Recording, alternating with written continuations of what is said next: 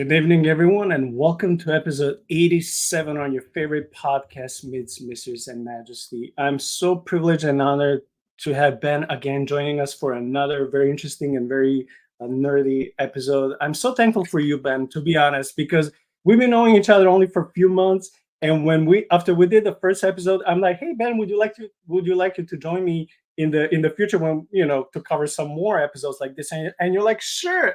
It was like one of those things that like happened so organically and so fast and so natural that I was like, "Oh my gosh, thank you so much," because unfortunately, you can't find many religious people out there who like same things when it comes to hobbies, including these. Well, we're talking about comic book heroes tonight. Yeah. So I just want to say I'm thankful for whenever you find time for myself and for the audience. And I just want to ask you if you want to briefly introduce yourself to the audience once again. And if you can tell me and the audience, what is it about tonight's characters, Galactus and Silver Surfer, that draws you when you read them that you're really enjoying? Okay. Yeah, absolutely. So my name's Ben Cunningham. If you've, been on in the past couple months, you've probably seen me before. Been a pastor for about 20 years.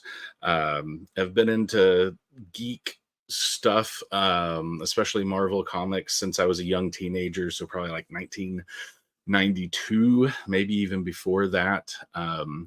X-Men first got me, read all the Infinity War, Infinity Gauntlet stuff when it first came out in the 90s, that run of it, I guess. And that's where I, very first was really introduced to like Silver Surfer. Galactus makes appearances and different things. And it's neat because in the Marvel universe, you have all these different hierarchies of beings. You've got normal humans or, normal aliens, I guess. And then they have power rankings and scales that go up higher and higher and higher until you get into like, celestials, and you get into, like these different gods and goddesses and, even greater cosmic powers like the Phoenix Force or Galactus. And so what's neat about that is that the comic book takes an idea or a concept and it gives it, a character and a personality so that you can start to kind of wrap your head around what's actually going on. And, Silver Surfer is amazing. You look at him, his movie characterizations, he hasn't really been all that powerful, but in the comic books, he's virtually unstoppable. And the fact that power is given to him by Galactus means that Galactus is somehow even, on a greater power scale than he is. The fact that Galactus eats entire worlds to gain sustenance is just crazy. And so, yeah, without going too far into the characters and giving too much away, that's really what kind of draws me in, is like looking at their powers, learning their abilities, and then seeing the interplay and really the philosophy and the theology behind these personifications of things that we don't normally, understand or grasp. Yeah, thank you for that intro. I hope this will make the audience even more excited. And in case they're late, I hope this was enough time for them to, sit back and enjoy, sit in their armchairs, recliners, get cup of coffee or whatever, and enjoy with us this topic for tonight. I just want to share some a video that I found that is not very long, and we won't play all the parts of it, because it perfectly explains how Galactus came to be, what are his powers, what is his role and purpose in the universe, things of that sort. So, let's all, learn from this video. And I also credited the author of this video in the body of the text of our episode. So please subscribe to this podcast called Marvelous Videos, and, help them in their, task of spreading comic book heroes to everyone. Was Galactus created from a cosmic egg? Well, to understand the basic physiology of Galactus, it is imminent that I take you through his history, how he was created, and how exactly did he become the sole survivor of an event that destroyed the sixth multiverse. So before all of this transpired, Galactus belonged to the planet called Ta, which was the previous incarnation of Earth 616, or the Prime Earth, if you will, and naturally the residents of Ta were humanoid in physiology. Born as Galen to a Ta'an superhero named Taya, he never really received the maternal love that a child deserves because of Taya's many responsibilities. Nevertheless, Galen was taken care of by a technologically advanced crib. The interesting thing about Ta was that the planet was a paradise-like planet whose denizens had achieved immeasurable greatness in the fields of science and art. However, the sixth multiverse was dying at the time Galen was born. In a matter of a few days, the multiverse would collapse under its own abysmal weight. Now, a lot of things that happen in the Marvel Universe are based on mythology from various parts of the world. Likewise, like all the universes in the multiverse, Galen's universe was a cosmic egg. The cosmic egg is an ancient concept found in various creation myths. It represents the origin of the universe, often depicted as an egg-shaped container from which the universe emerges, and it generally symbolizes creation, the birth of the universe, and the potential for new life and growth. So how does a cosmic egg function? Well, this primal sphere of compact, dense, and disorganized primordial matter undergoes a Big Bang, creating a universe of stars and planets that expands over billions of years until a tipping point called the crunch is achieved, after which the universe condenses over billions of years to plunge towards a central point where it collapses and forms a new cosmic egg. By the time Galen reached maturity and became a space explorer, Ta was the last planet with life on it, but the big crunch was destined to destroy Ta as well. Galen left his planet to explore the far reaches of space as a means to save his planet, but eventually everyone died until Galen and his small team of spacefarers remained. Galen asked his team to follow him on a path to seek the final answer that lay outside all space and time. This cosmic knowledge, this galactic utopia, lay inside the cosmic egg's very center, and the Tans flew their ship straight into it. While everyone else perished, Galen found that the sentience of the universe was speaking to him. The cosmic being tells him, "Though we both must die, we need not die without an heir. Come, surrender yourself to my fiery embrace, and let us become as one. Let our death throes serve as the birth pangs for a new form of life." So, that's how Galen merged with the sixth infinity's embodiment, the sentience of the cosmos, when the universe was about to end. This merger created a new entity, Galactus, the devourer of worlds, who would survive the renewal of the multiverse. Okay, before we continue, at the very beginning, Ben, I just want to say that before I knew, in details Galactus's beginning, I was thinking that he's something similar to what Mormonism believed, that he was a man, which he was, a sort of Yeah. a human, someone like a human race, but from another universe and another planet. But then he didn't evolve in the same way like in Mormon theology and religion we see this. He was merged to this spirit entity of the universe, and he became the embodiment of the very cosmic energy in itself. So we see here at the very beginning that theology of Galactus and theology of Mormonism, they're not completely the same. So is there anything you would like to comment on that before we continue? Yeah, no, I was actually just kind of in agreement. It seemed to me before reading up on Galactus specifically that it was really similar to Mormonism, and that a lot of the characters that we see, start out, their hero story starts out. I was a normal hero, and then this event, happened, or through some kind of works of my own, I became this godlike power. But yeah, Galactus was a normal person. And then, the whole theology of the egg, I don't know if that's Mesopotamian or what, but I know I've heard it before. And it's like they fly the ship into the power, and it's almost like New Age, right? It's like he becomes one with the universe. And so now all of a sudden, it's like the universe is in him and he is part of it, and he becomes this greater than life cosmic being. And so you can find a lot of parallels, in New Age belief and, even paganism about astral plane and trying to become one with the universe. So I find that kind of interesting.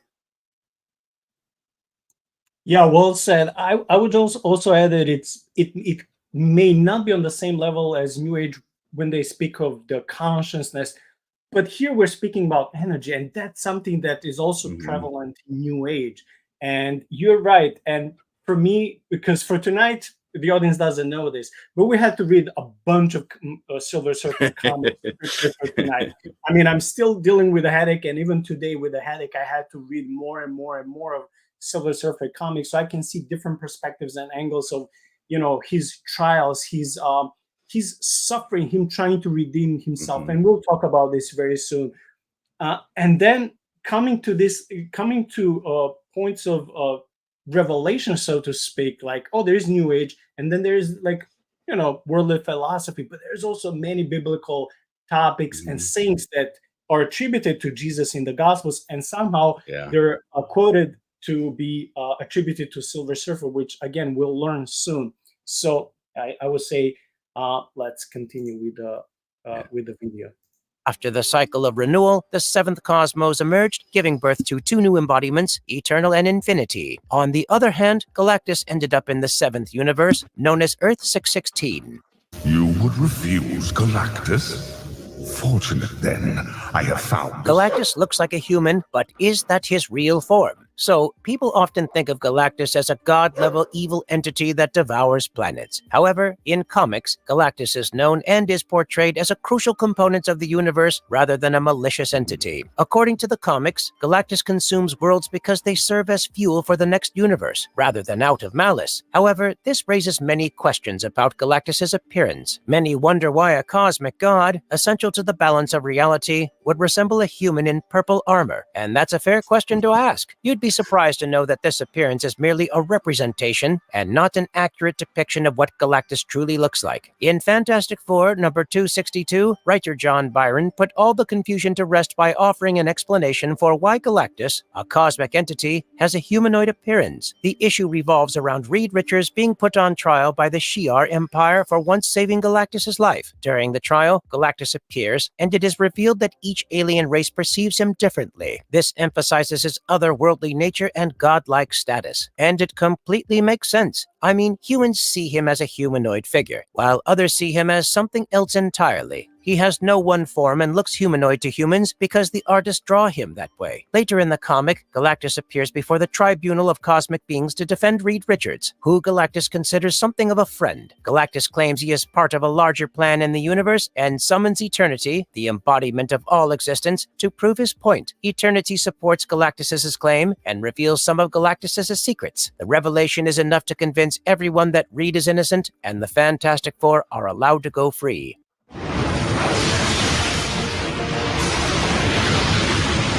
3. Galactus's body is made of energy, bones, organs, and blood. So when Gallant hatched from the cosmic egg, he transformed into Galactus, a being made entirely of pure energy known as the Power Cosmic. The energy is insanely powerful, and nobody really knows much about it, except that it can't be tamed by even the strongest beings in the Marvel Universe. Galactus doesn't have control over the Power Cosmic, he is the Power Cosmic himself. He can even give parts of his energy to others, which is like him giving a piece of his own body to them. Galactus does have a physical form, but it's just a container for his insane power. He's Okay, let's take a pause. I want to ask you a question, Ben. So Galactus can reveal himself to different civilizations and different galaxies in different shape and form. That's a little bit, I won't say creepy, but that's a little bit it reminds me of those demonic stories that people and civilizations throughout our Earth's history would how they would call Satan and demonic entities with different names, but if they would draw them or talk about them, they're like many times described as serpents or lizard people or whatever you want to believe.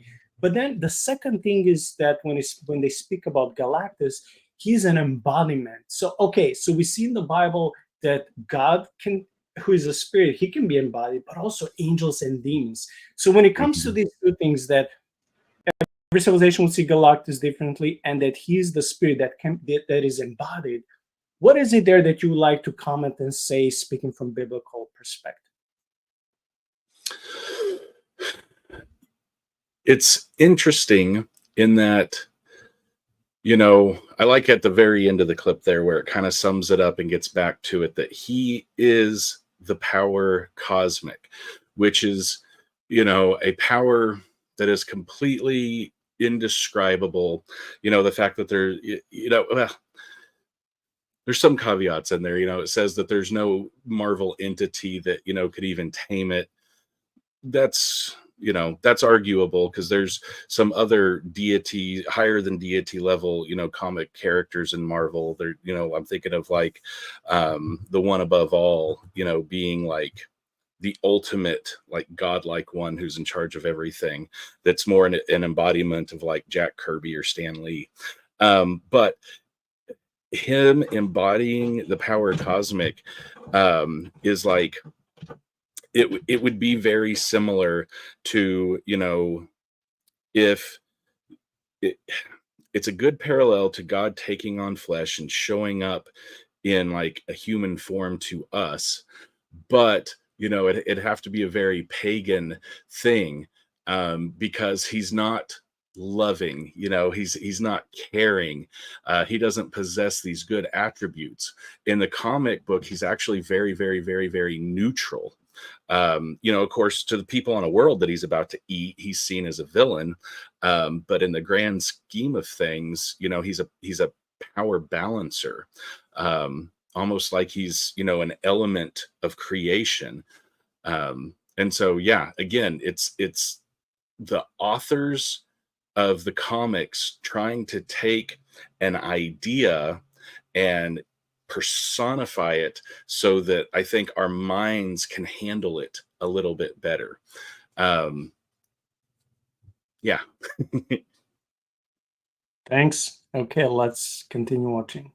He's gotta wear a blue and purple suit of armor to limit how much power he unleashes. But get this, the armor isn't meant to protect him, it's there to protect everything else from his destructive force. Galactus might be a baddie, but he's actually pretty heroic for making an armor that stops his power from wrecking the universe. It just shows that Galactus is one of the most powerful characters in the universe. If that armor ever breaks, the universe could get swallowed up by Galactus's insane power. But that's not all. In the Donny Cates run of Thor, the Asgardian becomes a cosmic god king and battles Galactus. In the second issue, Thor throws his Mjolnir at Galactus, which severs two of Galactus's fingers. Furthermore, you could see the blood and bones that Galactus's body comprises of. In the same issue, Thor also injures Galactus's leg using the mighty hammer. Later in issue 6 of the series, we see that Thor manages to kill Galactus. In the panel, one can see that Galactus's body is hit by Thor King's powers. The armor of Galactus leaves his body, revealing the inner skeletal structure. To sum up, it seems that Galactus's body is made up of the energies of over 100,000 devoured worlds, but it is also made up of basic human-like physiology. And as far as his appearance is concerned, it keeps changing with the beholder. Having said that, his true form was revealed in the comic titled Galactus the Devourer. After the Shi'ar and Earth's mightiest destroy his physical body, his true form is revealed to be a sentient star. Object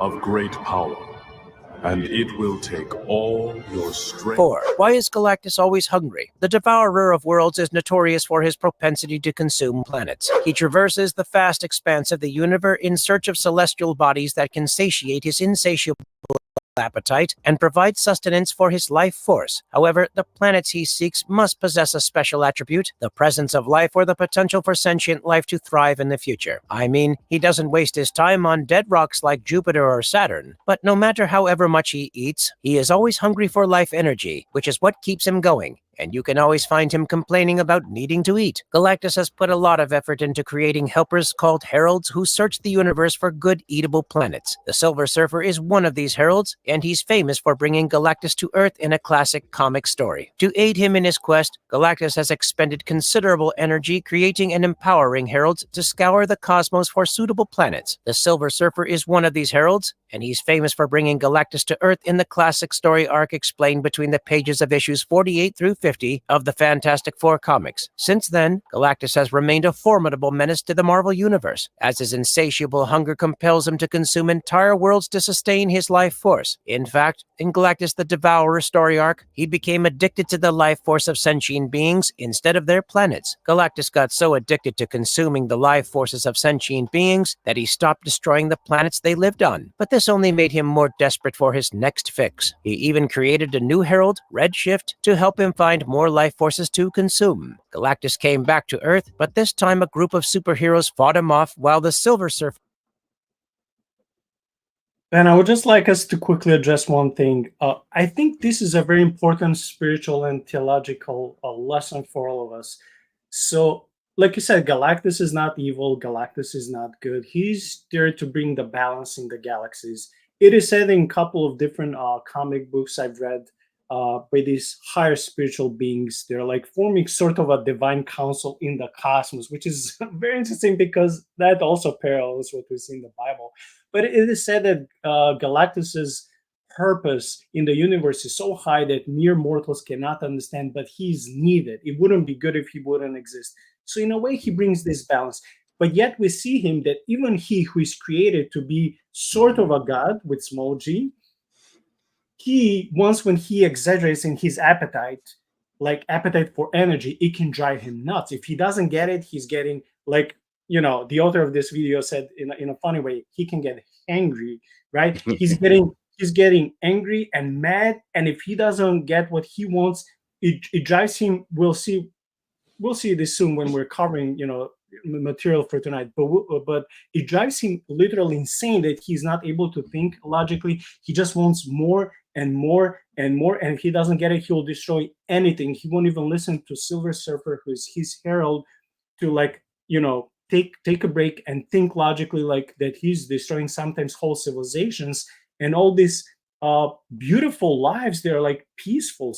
Not all of them are peaceful, but some of them are peaceful, yet he doesn't want to listen. So while I was reading certain comic issues in this whole week, I was thinking like, man, this is such a good message in parallel for all of us. If we are feeding on something unhealthy in our life, even if it's healthy, but if we take so much of it, it can destroy us. So you as a pastor, how can you what is the message that you like to tell us when it comes to from the biblical lenses?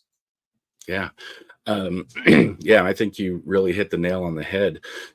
First going back, it talks about him being a conscious star, and even in, ancient, Jewish mythology, it's like the stars represented angels. Before we thought of them as just big gas balls that were on fire and suns, they were cosmic beings. They were heavenly host.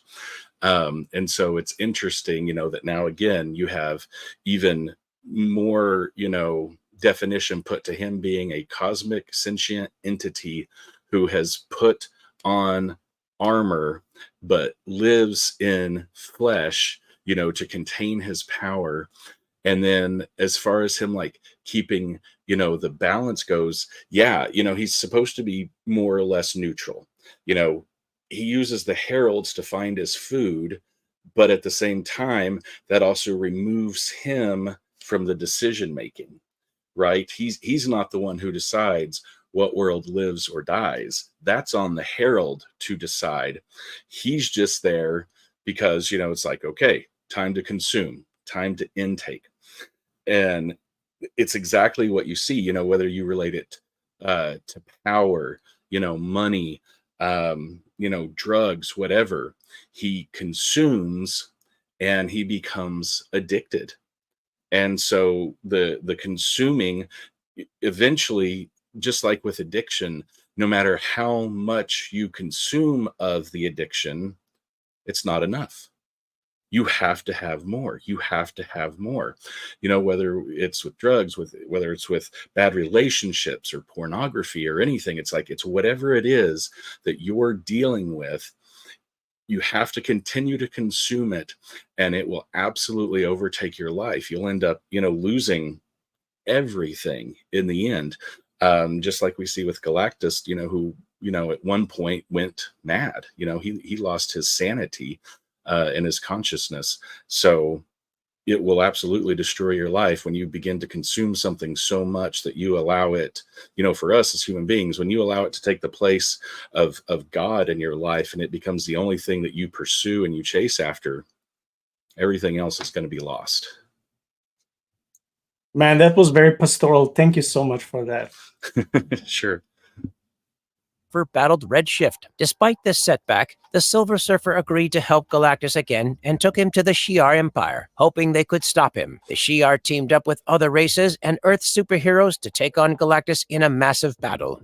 Can he heal himself and bring the dead back to life? Galactus is known for being able to fix himself up and recover from some serious damage. Even though he's been beat up a few times, he hardly ever gets completely taken down for good. Probably the most prominent example of this was seen during the Annihilation event. During Annihilus' quest to take over the universe, Galactus was attacked by two powerful proemial gods named Tenebraus and Aegis. For those of you who do not know, Annihilus is basically an interdimensional insectoid conqueror and tyrant. This left Galactus badly hurt, so much so that Thanos then captured Galactus along with the Silver Surfer and used them as weapons in Annihilus's war. Galactus was even used as a cosmic weapon capable of destroying whole planets. Annihilus's ultimate plan was to use Galactus to destroy all life forms in the universe, making him the only one left. However, Moondragon, Drax, and the Silver Surfer freed Galactus, and he unleashed a massive blast that wiped out most of the Annihilation wave and stopped the war. This even vaporized a Watcher and forced the remaining warring parties to form a truce. In Annihilation, Galactus was hooked up to a machine by Annihilus and Thanos that drained his power, leaving him weak and almost lifeless. But once he was freed, he bounced back from the brink of death with an amazing ability to heal himself. In fact, he died even during the addiction event, which led to the creation of a bigger horror named Abraxas. But that is a story for another time. Furthermore, once upon a time, Galactus used his abilities to bring a soul back to life by giving it a new body.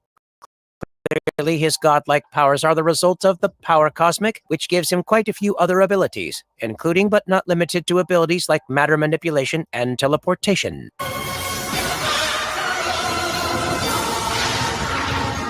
How tall is Galactus? Well, Galactus devours planets, so he's gotta be big. Mighty damn big, but just how much? Before I answer that, I'd like to mention here that this dude can change his size at will, and the smallest he's been is the size of an Asgardian giant. In this size, he stands at an awesome aspiring height of at least 28 feet or 8.5 meters. That's taller than a 2-story building, and dwarfing even the likes of Hulk or Thor in comparison. I mean, he was able to hold Thanos in his palm. To put it in perspective, imagine standing next to an NBA basketball hoop. Galactus would tower over it with ease. But that's just phase 1. I just wanted to stop here and say, I know that in some comic issues, Thanos and Galactus, have this fight, and the only way that Thanos can even stand against Galactus is if he would use all the Infinity Stones. Mm-hmm. But Galactus, being who he is, made of all these pure cosmic power, he doesn't need any help. And you can see that even though they're both like semi-gods or semi-deities, call them whatever you want, I think that it will be fair to say that Thanos, being a giant / deity, and Galactus being this entity, spiritual entity made of energy, I think in a fair fight, there will be barely anyone who can stand against Galactus, right? I mean, it is a fair fight. No gauntlets, no magical stones, like nothing like that. No those gems. It wouldn't be. I mean, he doesn't, have any chances, right? Oh yeah, no, absolutely not. Like, it's interesting because you've got the Titans, right? And that's what Thanos is. That's his level, his designation. He's a Titan. And it's very similar to I believe it's Greek mythology, that has the Titans, that gave birth to the gods, and then ultimately the gods rebel and defeat the Titans, and so that's the moniker, I guess, that's used for Thanos's power level, is he's on the level of a Titan, whereas Galactus is like on the power level of existence. Right? He is the energy that makes everything. And so that was one of the things I was going to mention is he has obviously matter manipulation. He can be as small as he wants, as big as he wants. He can reconfigure. He doesn't need a reality stone. Like, he can completely, shape it. He doesn't need a power stone. He is the source of the power in this, universe. He's kind of one with it. And that's how he's able to give himself to his heralds, to give them these cosmic powers. So yeah, in a fair fight, if you just had Thanos, standing there, yeah, he's a big dude. He's purple. Yeah, Galactus is a big purple guy, but Galactus, literally can be bigger than a galaxy. Thanos just floats around in his armchair. There's no comparison. Yeah, I also want to say that we're not saying that Galactus is the strongest dude in Marvel universe. There's stronger ones. I don't know if we can say that Oblivion or the other are stronger than him, but there are those who are like, I don't want to say gods either, but at least in the comic book universe, there are those deities and gods who are stronger than Galactus, but not too many. Yeah. Galactus can change his size to equal the heights of skyscrapers, and sometimes his height could even be the length of an entire country. And yet, he is not big enough to devour planets, right? Well, in a few comics, he has been depicted as holding huge planets in his palm, and at other times, a planet is almost half the size of his head. Since Galactus is largely humanoid, we can get a vague idea of how tall he could be. For this, we'd use Jupiter as an example, whose diameter is around 140,000 kilometers. Now, an average person is generally 7.5 heads tall, including the head. If his head is double the size of a planet, that's Jupiter. 1 head means 2 Jupiters, and 7.5 heads means 15 Jupiters. So the diameter of 15 Jupiters would be 2.1 million kilometers. To put this in perspective, if 1 kilometer, 2.1 million seconds would be over 24 days. When Galactus grows to such immense sizes, his mere presence can cause gravitational disturbances and other catastrophic events, making him a force to be reckoned with. And with his insatiable hunger for planets, he can bring entire civilizations to their knees with just the flick of his finger.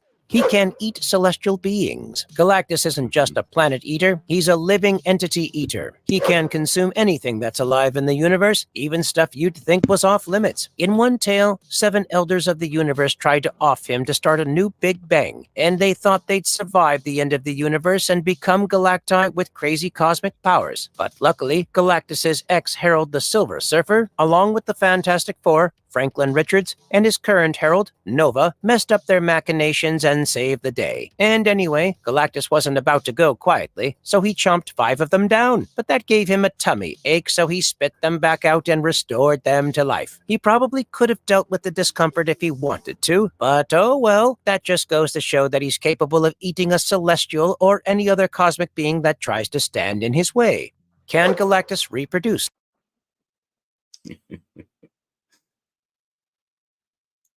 When he said that gave Galactus stomach ache and he vomited it, I was thinking of one of those videos that, I don't know if you like watching big snakes, but when you watch anacondas or pythons that swallow too much, and once when their belly gets huge and it bothers them, they can't digest everything at once, they just vomit those things. So as I was listening about Galactus, I was like thinking about one of those huge snakes. But I mean, it is pretty incredible that he was able to fight off few celestial beings.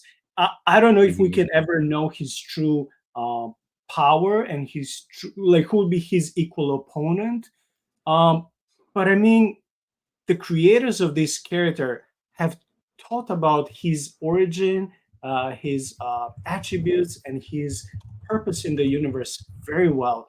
And throughout decades, as we are reading more and more of the Silver Surfer comics, we see more of this story being developed.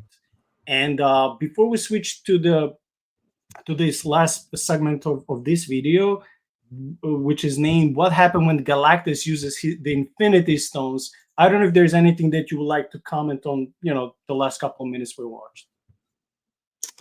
No, we're good. We can go ahead and finish out the little video clip here.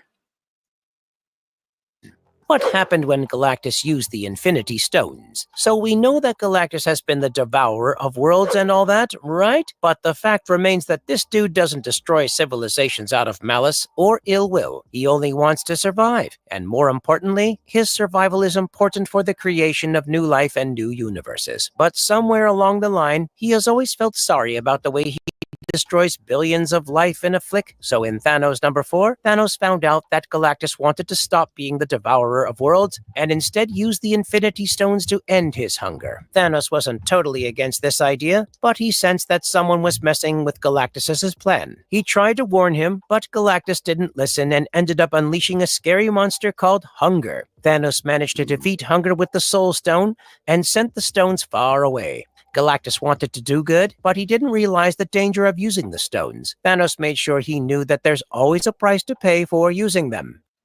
Can Galactus be killed? Although Galactus is the big bad monster and almost nothing can stop him, there is one thing that he truly fears. It is called the Ultimate Nullifier. The Ultimate Nullifier is the most dangerous weapon in the universe, or at least that was the case until the Infinity Gauntlet made its appearance. Whoever wields it can completely erase anything they want, even breaking the law of conservation of mass. But if the person using it isn't strong enough, the Nullifier can end up destroying them instead. It all depends on the user's focus, knowledge, and mindset. The weapon has this remarkable ability to modify reality based on the user's will. With a simple thought, the user could potentially reshape the entire universe, removing entities such as Galactus from existence. It is not constrained by time or the actions of a single universe within the multiverse. When Galactus threatened Earth's future, Johnny Storm got the Ultimate Nullifier from Galactus's home on Ta under the guidance of Uatu the Watcher. This small metallic device was the only thing in the universe that could scare Galactus himself. The Fantastic Four wanted it as a last resort against Galactus if he tried to destroy Earth. When Galactus did show up to chow down on Earth, Reed Richards threatened to use the Ultimate Nullifier. Galactus knew he couldn't mess with the Nullifier and withdrew, saving Earth from certain destruction. However, later Galactus got hold of the Nullifier, and he keeps it in his world ship. Sometimes he brings it on his starship instead. But here are the other ways of killing Galactus. For instance, if someone continuously destroys planets before Galactus can devour them, he would go crazy out of hunger and ultimately starve to death. Furthermore, he is somewhat vulnerable to a few forms of magic, so that's that. So that was Galactus for you. Although one may see him as evil, we believe he's beyond the concepts of evil and good. The sheer magnitude of power that he houses within himself is enough to destroy way more worlds than he already has. But thankfully, Galactus doesn't like to overeat. Having said that, his regular appetite has been a universal menace. We are not really sure if we'll ever get to see this guy in movies.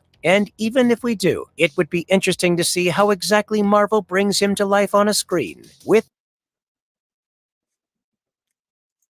I just want to say that nullifier, when Galactus picks it up, it's like this big. And I know it's not about the size, but it's so funny how like that's like the thing that he's scared of. And the second thing, when they said that he's vulnerable to some sorts of magic, I was thinking about Superman, right?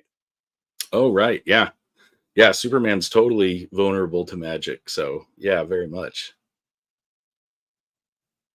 Okay, so we've been learning about Galactus. We saw his origin. We saw that he's neither good or evil. He's more of a neutral dude that is driven sometimes mad because of his hunger. But we also saw in a miniseries where he tried to get all the the gauntlet with all the gems to prevent other worlds because he would feel guilt if that's impossible for an entity like that. Mhm. So again, I don't know, when you or someone from our audience, when they got acquainted with Galactus, but when I was a kid and younger, right, you would see Galactus as this monster that you want to stay away from. You almost hate him because he's evil. But the more you mature as a person, the more you start getting Mhm. deeper into the comic book material and stuff, you actually see him like he's almost,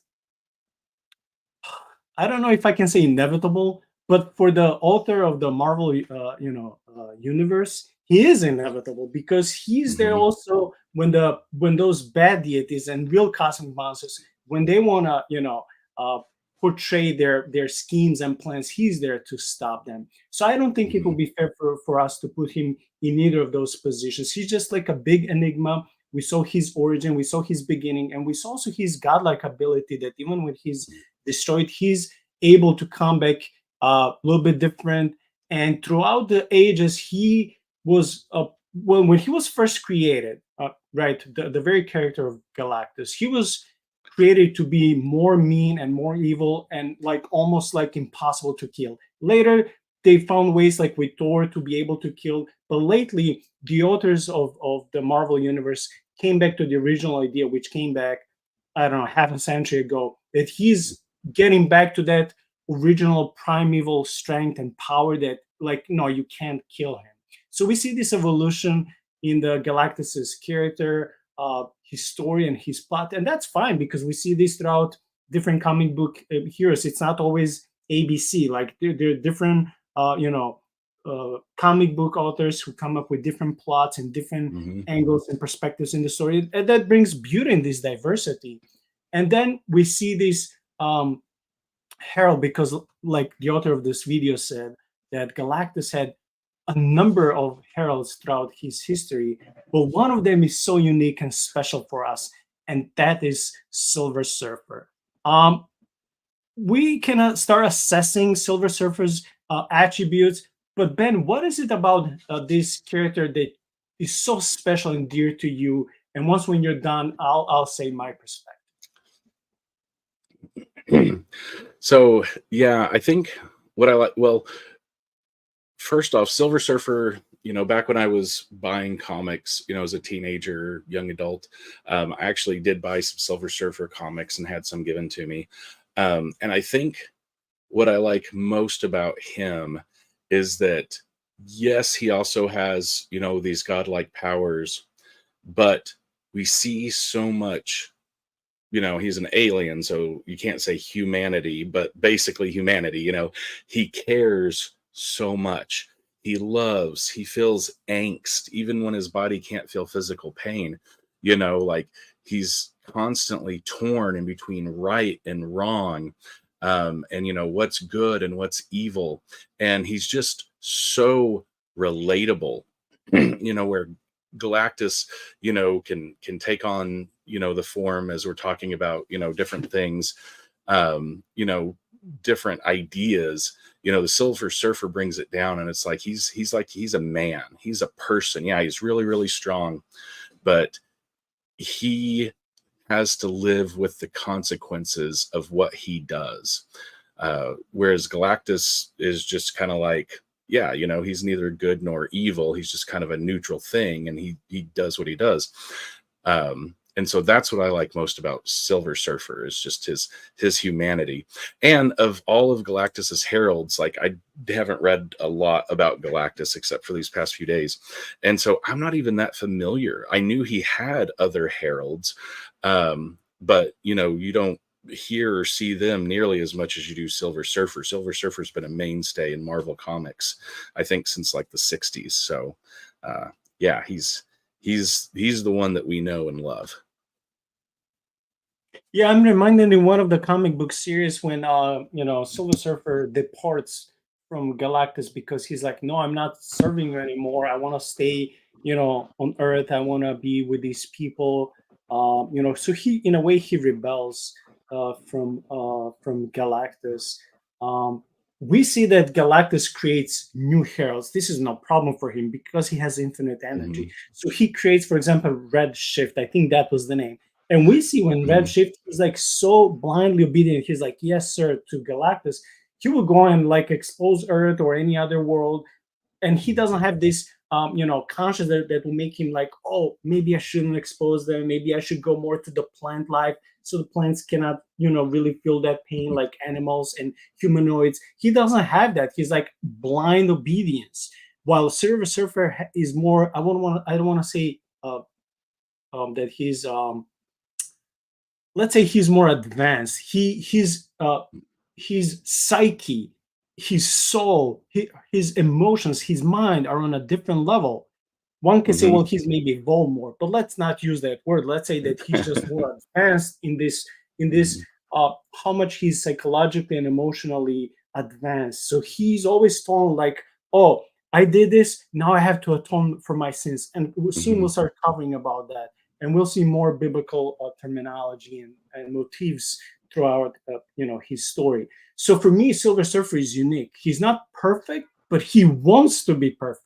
Yes. And he understands I'm not God, yet throughout his whole life, he inevitably quotes some biblical narratives, even though used for Messiah. And again, or they're attributed to him. And he's not looking for them, but because he wants to be this good guy, he's like, hey, I love people. And this is portrayed sometimes as his weakness in a similar fashion. Like, hey, Superman's also weaknesses. He cares too much about people, even though he's an alien, right? We see him, Right. in the form like us, humanoid, but he's an alien, but he cares so much about people. And Silver Surfer also cares so much for people that he was willing to give up on, his master and protect the Earth. And then he falls in love with Alicia because his former wife and planet are destroyed. He doesn't have that anymore. And because he rebelled against Galactus, now, as you pointed when we were exchanging notes and information for tonight, now Norinrad, which is his original name, Silver Surfer's name, he's now the outcast in a similar fashion that in the notes it says that he was like a fallen angel, right? This is how the author imagined him to be, like a fallen angel, right? So and that, when I first found out, I'm like, man, I was like so disappointed because I love Silver Surfer. And when we hear about the fallen angels, the Watchers, Genesis 6, First Enoch, all of that things in the Bible, we think the worst about those beings. Yet Silver Surfer has only that thing in common with them, but he's not the fallen angel like we see them in the Bible, who came to corrupt humanity. So let's start talking about that, and then we'll cover more things from the outline about his attributes. So even though it said that he's fallen angel from his master, which is Galactus, this is, again, a perfect parallel with the Bible between God and fallen angels, but they have nothing in common. Yes, that's a good way to put it. Yeah, it's a good parallel that has nothing in common. Yeah, like, I love that. Yeah, Silver Surfer is a moral agent. He cares about what he does, and the fact that, in a very real way, when he was just Norin Rad, he was just the alien, he gave up his life as Norin Rad to save the one he loves. It was a self-sacrificial thing to become Galactus's herald. And then now he retains that moral agency. He loses it throughout the comics. That's the thing with comics. They can retcon everything. Somebody dies, they bring him back. Somebody's moral, then something happens and he's not, and then he is again. And that's fine, because, the different authors have different stories to tell. But yeah, Jack Kirby created the Silver Surfer as an envisioning of a fallen angel, but not like the fallen angels, that we encounter or know of in reality, but instead as an angel who fell from Galactus. So if you have a fallen angel from a deity who eats worlds, what would that look like? Somebody who leaves that master and separates from it. Well, it's Silver Surfer, in that he, for the longest time, was trying to direct Galactus to worlds that didn't have advanced sentient life. It said, that Galactus, in the beginning of the video clip, it pointed out that Galactus has to eat worlds that either contain sentient life or the possibility existed for sentient life to evolve from. And so that's what Silver Surfer did. He said, you know what? I don't want to kill any more people. I don't want my actions to be responsible for any more death or pain or suffering or anger or hate. He's like, so I'm going to lead Galactus, to planets that are developing, where all of the elements are right to have sentient life spring forth. But, they got there before that happened, until eventually he kind of gets to the point where there's not really any more of those left in the galaxy. But yeah, man, Silver Surfer is a really good, motif of a moral, an entity with moral agency and almost unlimited power, who, instead of letting the power just completely corrupt him, he believes in something bigger than himself, in goodness and in righteousness, and he lets that be his compass to try and guide him in the decisions that he makes. Hey, well said. I think that even as for us as Christians, that sometimes, at least from the more reformed side of Christianity, we like to quote those Bible verses, no one is good. But if we'll put that on side and read the Bible in the context, I think that we can easily say for Silver Surfer, he didn't believe in really in gods. Throughout the different comics, we see different things there. We see different stories with different civilizations, yet sometimes his way of reasoning uh, parallels or copies what he already said in some other comic issues. So, for example, he's not the one who blindly believes or follows any god, any Mhm. deity, especially not the God of the Bible. And he would many times be there and saying, "Hey," he would try to be a mediator sometimes between wars of different species, and he's not Mhm. personally involved, but he would try to help me. He would say, "Hey, why are you hating each other? Why are you fighting each other? Is it because of religion?" So usually religion in comic books with Silver Surfer Mhm. is not portrayed as something good. It's portrayed the same way as politics or greed, as something that brings division among people. So in that way, he's there not as someone who is trying to be godly in that way or biblically righteous. He's trying Mhm. to say, hey, put all of that side and have and he's trying to be a peace mediator many times between species. Sometimes it works, sometimes it doesn't, but he's trying. So we see someone who is like, let's say, an agnostic in real life. They're trying to Mhm. live moral life. They're trying to be good, whatever good is, let's put it on a side. But let's say at least when it comes to basic principles, don't hurt others, help Mhm. someone if you can, um, be their source of encouragement or comfort. If you can help them, don't undo them, don't unhelp them, then just leave them alone, things of that sort. So he's trying to do that, but to the maximum, right? So Yeah. there's this conflict in him, um, because he knows he has taken Galactus to devour many worlds. And why? Because, okay, another biblical perspective. So eons ago, when Galactus came to his world, he was just a humanoid on his own planet. I think it was called Zen La, something like that. Mhm. So he was Norin Red. So he was minding his own business, and then Galactus comes and he's about to devour his whole world. So he says, "Please stop. I'll serve you.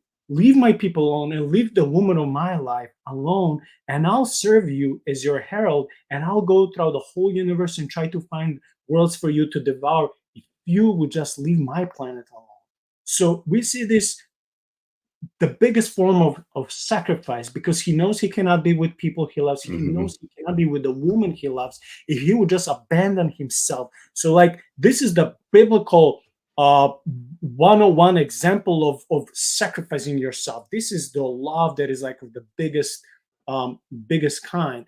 So he's doing this, and he makes this covenant, which we see all in the Bible, like people whom God would pick, not just Israelites, but Abraham wasn't an Israelite. He wasn't a Jewish person. He Mhm. comes from the pagan nation, from pagan origins, and he's making covenant with God, right? And God Mhm. promises all these things. So, not in the same fashion, but Galactus comes and he wants to destroy his world again, just because he's hungry, not because he's Yeah. evil. And Silver Surfer, well, Norin Red, he says, "Stop and I'll serve you." And Galactus accepts that because he needs help, right? So, Norin Red becomes Silver Surfer, and now he's that mediator, so to speak, between Mhm. Galactus and all these galaxies, all these worlds. He tries to find him food so he can leave his people alone. But whenever Galactus devours, a planet, he doesn't stay full for a long time. He always needs more and more planets, and eventually he becomes more picky. He wants planets with those life forms that are more intellectual, not just plants. And whenever Silver Surfer takes him to those planets, he feels more and more guilt. Mhm. um, Yeah. but again, I think that one of the crucial things is when Norrin Red is transformed into Silver Surfer and he has to abandon his planet, he gets this I always mess it up. I call it cosmic power, but it's power cosmic. And Yeah. this is given to him, and then he gets this board, which you know power cosmic is kind of embodied in this special cosmic silver board. And can we start speaking about some of the attributes? We don't have time to go in great lengths when it comes to his attributes. But can we at least name when it comes to his strength or speed, stuff like that, that Silver Surfer gets once when he enters this covenant with Galactus and transforms from being Norrin Red to Silver Surfer? Yeah. So Silver Surfer, I mean, has just about any kind of superpower you can think of. He more or less has it. You know, obviously he's super strong, he's super fast, agile, reflexes, stamina. He has basic immortality, invulnerability. He can regenerate almost instantly with this healing. Something that he talks about a lot that you see show up in the comics is he has this cosmic awareness, right? So whenever something in the galaxy is happening that he feels like he needs to be a part of, like he knows about it, and that's where he goes. And so one of the things why we don't see him so much in like the, you know, Infinity War, you know, arcs and series is, as was mentioned in the video clip, there was another story arc happening at the same time called Annihilus. And so Silver Surfer was really dealing with Annihilus. And so that's why he wasn't involved with Thanos and the Infinity Gauntlet when that was happening, because that was a larger threat. You know, when we see him showing up for like Nova's son, I forget what his name is, but you know, is in danger, and Silver Surfer shows up, you know, and saves him at the last minute. You know, they have this little, you know, conversation of like, you know, what, were you just in the neighborhood, you know? And Silver Surfer's like, no, I knew you were in need, and so I showed up, I arrived. And so I think that's one of his neatest. It's not like complete omniscience. It's not like he knows all knowledge. It's just that he has an awareness of what is happening, you know, anywhere in the galaxy at any time. So yeah, and of course he can, you know, Silver Surfer, you know, can in different iterations can grow, he can shrink, he can become intangible. He can actually choose to leave his physical form and, you know, go into the astral realm, which is, it's not like a different universe in Marvel, but it's like a part of their universe, but I don't know, it's where spirits actually dwell, kind of thing. He can manipulate all of the elements, telekinetic, he can generate light. So yeah, there's just so much that he can do once he got those powers. And it's funny because it's like you hear all these amazing things, and then you find out that what makes his body silver, you know, when he was Norrin Rad, it's not like he was an alien that came from a planet of silver people. It's when he took the power cosmic, when Galactus gave it to him, it enveloped his skin in this, like, I think they call it goo or like gel or something like that, you know. And it's like, okay, so you've got this, you know, this nigh invulnerable, you know, kind of hero, and it's like, what makes him so strong? Goo. You're like, oh, okay. And it starts to break down a little bit, but yeah. In the comics, there was a long time where he had turned against Galactus, and I think it was Galactus trapped him on Earth. He put like a kind of like a big bubble around Earth, and Silver Surfer couldn't get out. You know, Galactus contained him to Earth, and so that's why he's the herald that you see most in Fantastic Four comics and Marvel comics and stuff, because, you know, the superheroes on Earth, you interacted with him the most, until eventually I think it might have even been like the Thing from Fantastic Four figured out, well, hey, this bubble, you know, that has been keeping you contained to Earth, that you try to go past and you can't, you just bounce off it and you can't teleport past it or anything. He said something to the effect of, well, have you tried doing it not on your surfboard? And so he was able to figure out, yeah, it was something that was actually in the surfboard. So his surfboard is not like an extension of himself, but it is created out of the same kind of power cosmic, the same kind of goo or gel or whatever that he has that makes up his skin. And so it in and of itself contains certain powers and abilities. And so, yeah, he was able to launch out into the atmosphere and then jump off the surfboard and get out so that he could eventually go and battle Galactus again. But yeah, so it's just neat that it's like he's very much, godlike with a little g, in all of his abilities. And yet he still, again, has moral agency and always wants to weigh the good versus the evil behind every decision he makes, and then sits there in angst, wondering if he chose the right thing afterwards. Yeah, let me read quickly the other attributes. So he can also self-heal. He can teleport. He has ability to decrease his size. So same way like Galactus, he has ability for soul manipulation, which is something I didn't know. I'm just looking at your notes. And astral projection, gravity manipulation, matter manipulation, heat and fire generation, cold generation, water and weather manipulation, telekinesis. Okay, I think you mentioned that. Force field, black hole creation, star manipulation, power bestowal and power negation, emotion manipulation, illusions, and so on. So we can see. Okay, now this here comes. I didn't plan saying this, but it makes sense. In the same fashion, he is an image of his god, of Galactus.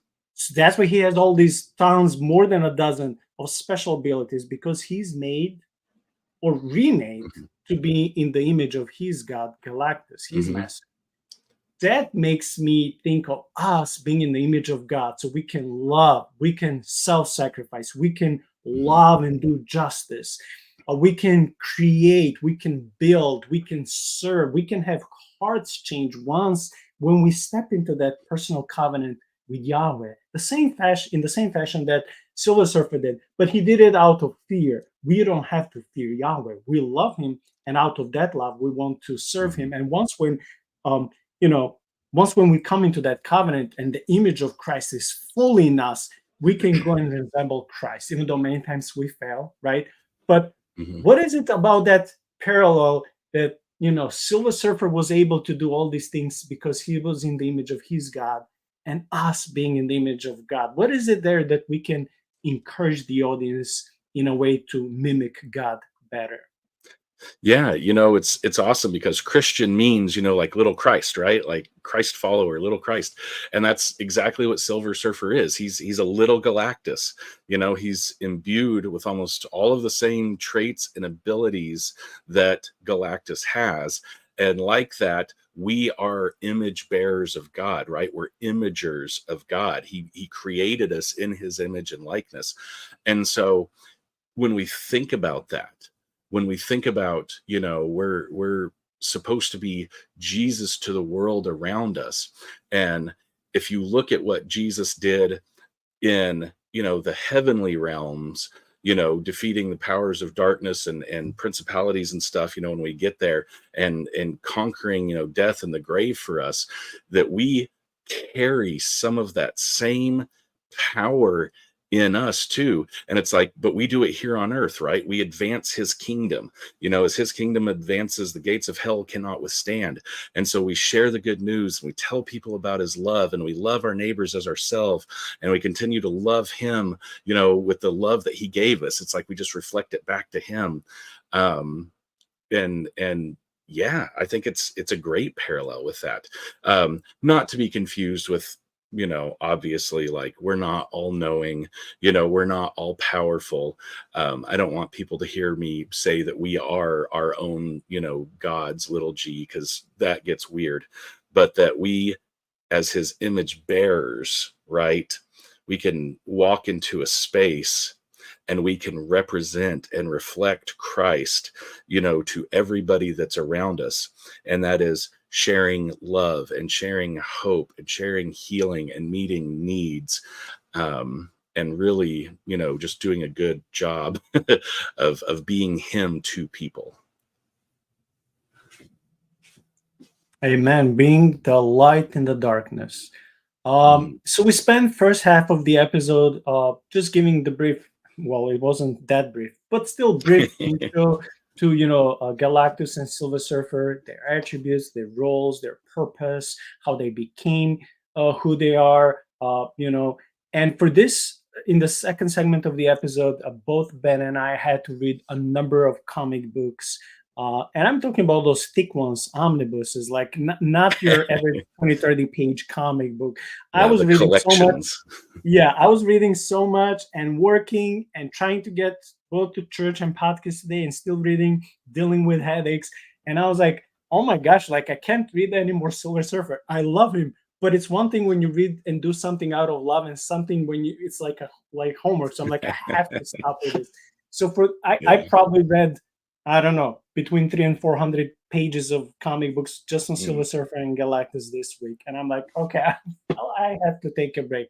So in this second segment, we'll be analyzing several of these thicker omnibuses when it comes to Silver Surfer and Galactus. And we want to analyze certain portions of these comic books when it comes to, again, these spiritual messages that I think will be very interesting for the audience.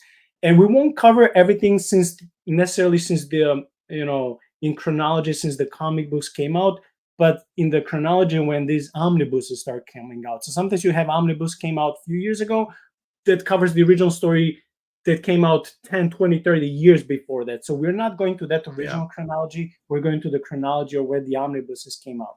So the first one on our list is called In Thy Name, 2007. So Silver Surfer is coming with contact with alien race of scholars and explorers. They try to tell him that they're this utopian, race that love peace and advancement, and they're against anything divided, included like religious zealotry. There's no hatred, and this, another race there is like called savages, and they're like not as advanced, is being also involved in this plot.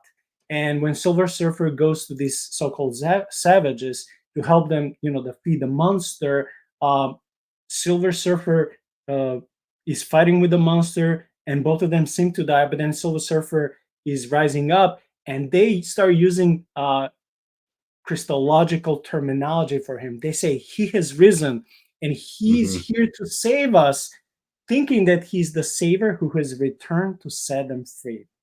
This is very interesting because, again, the whole week I've been reading Silver Surfer. I see so many biblical verses, and you won't see, anywhere in the comic book that says, "Oh, this is taken from the Bible." But if you read the Bible, you'll see it's the same terminology, and they're not shying away. They're intentionally using so many messianic, passages and applying them to Silver Surfer. And it's not like he's asking for it, but that's how. Even though the author, it's very funny. It's almost contradictory. The author of all these comic books, he's not trying to be to go through Judean Christian, religion. Yet he's using that terminology and verses to apply to Silver Surfer. And from being a skeptic or maybe agnostic or atheist, he's somehow into this Silver Surfer kind of religion or theology. It's very interesting. I don't know how that works in the mind of the authors of the comic books, but it's very interesting to see, we're against religion, yet everything is so spiritual and theological in Silver Surfer. So before I continue developing the plot, how do you see these Christological topics? I mean, not topics, but motifs. Like Silver Surfer said, he has risen, he's here to save us.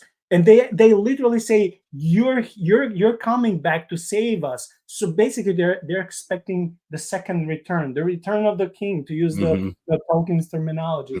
How do you see these things, Ben? So, I think that the meta, if you will, of it is that the authors of the comics are human beings just like us, right? And they struggle with these concepts and these ideas of, fairness and righteousness and judgment. And is there life after death? And, what would it mean, to have godlike powers and these different things? And so to me, it almost feels like they're trying to work it out.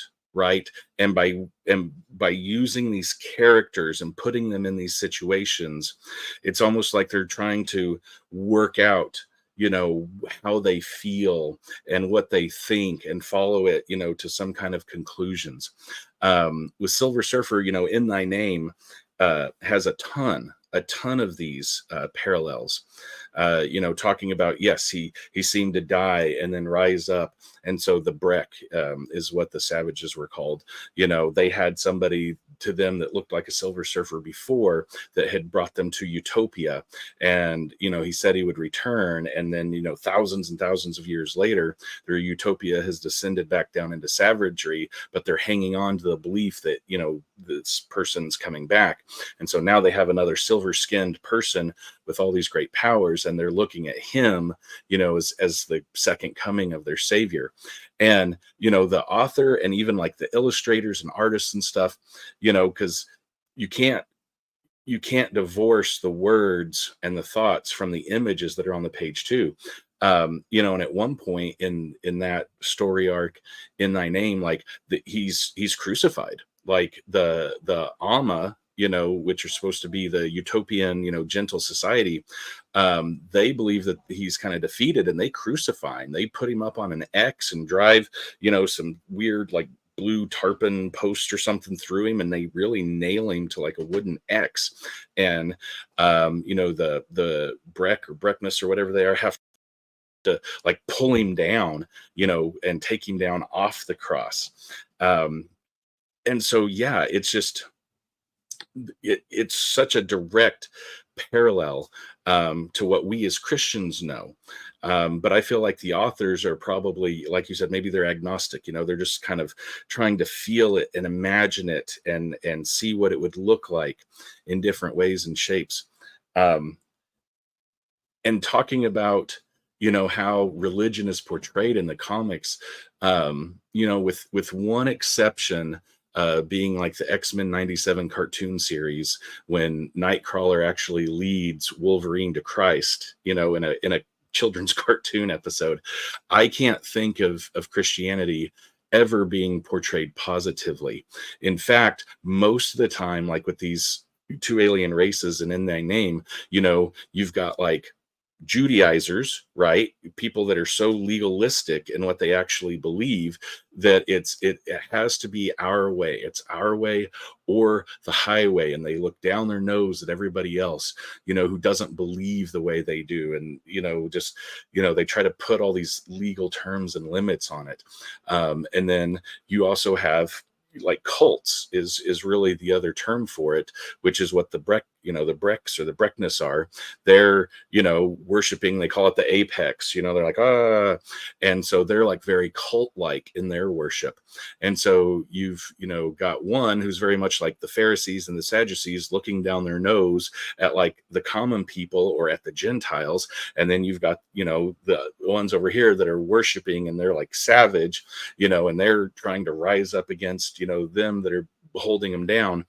And so yeah, I see a lot of parallels in there. And then you insert Silver Surfer, who is like in this story arc almost like a man of suffering, right?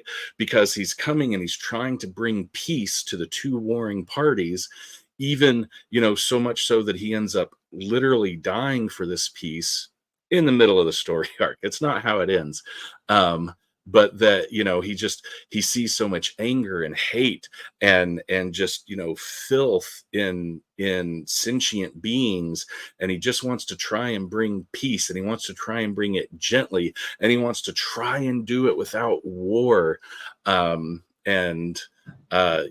much so that he does it to his own detriment. So yeah, I see a lot of very direct parallels there. Yeah, I want to read a couple of quotations that he says. In every comic book, I want to read a few quotations that I think they're very spiritual. So the first ones were that they thought he's the savior, especially when they said he has risen, from the fight with the monster, when everyone thought he's that. But then Silver Surfer observes everything and see how these savages, right, the race of savages, how they live and how miserable and poor they are. And then he says that he saw 1,000 different fates, 1,000 promises of peace and paradise, too many unanswered prayers, and too many silent gods, oh my gosh, that struck that was difficult because I can understand for people who believe uh, in non-existent deities, or even worse, in deities, in beings that portray themselves to be deities, but they are demons. So for them, uh, their prayers are many times not answered because, like in the case of Prophet Elijah, trying to mock the prophets of Baal when he says, "Where is Baal? Is he pooping? Is he sleeping?" He's like, he can't hear you. Yeah, because Baal, let's say that small g God exists. It's not omnipotent like Yahweh. It's very limited in what it, not he, but it can do, or it's not there. It's like an invented name for invented God. It can't help you, can hear your prayers. Like you can do whatever you want. It's in vain.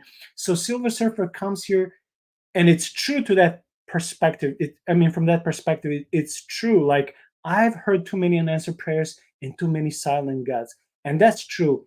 But that's where he stops, because again, he doesn't go to that positive side of faith where, oh, there is God who cares about you, and he's not cold, and he's not distant, and he does care about you, because he not just made you, he still wants to be personally involved in your life. So again, we'll see different quotations through this whole world of Silver Surfer's life and philosophical aspects. Sometimes we'll agree with them, sometimes we won't. Um, then he says how when they start addressing him as this Messiah, he says, "I'm not." So we see this humble side of Silver Surfer, and I appreciate that. Then when you said that when they crucify him, right? The other race, the savages who find him, right? He's there, and he gets so upset that he was manipulated by those utopian race, the more advanced race. He was like, "Oh, I'm gonna go avenge. I'm gonna go destroy them." And he's like, calming, he says, "No, I'm better than that. I'm Silver Surfer." I'm like, woohoo, getting goosebumps, because I'm like, isn't this a perfect example for us as Christians, not to take revenge, because it says in the Bible that God will do revenge for us. Our job is not to revenge as those who hurt us, but to let it go. And this is the route that Silver Surfer goes. It's very godly, it's very Christian, even though, again, I don't think the authors are Christians, but it's that theme that he's like, he's not a deity, he's not a regular humanoid, he's something in between. He's trying. It's like he's a pale copy of Christ, Messiah, yet in many other ways he also fails. So he says that he's above that. Like, let's leave, revenge, to someone else. And then he hears both sides. Those utopians who were like so advanced and democratic civilization, and they always put those savages down. They're like, oh, they're this and this, and Silver Surfer believed them. Then he learns from the savages, the other side, from these utopians. They say, oh, but the utopians came and they destroyed all of our temples, because the utopians are against religion. And you see the other side, the extreme side, which reminds me of some sci-fi dystopian movies, right? Where like it seems everything amazing, but it's only amazing for the ruling race of people, like the emperor or the president with their people. But for regular people, you're not allowed to praise God. You're not allowed to go to church. Everything is closed. And again, it reminds me of portions of the Old Testament where when Jewish people were held as slaves and invaded by the pagans, they're not supposed to pray to Yahweh, but to other deities or to their emperors and kings. Otherwise, the Jewish faithful people, faithful to Yahweh, they'll be in danger.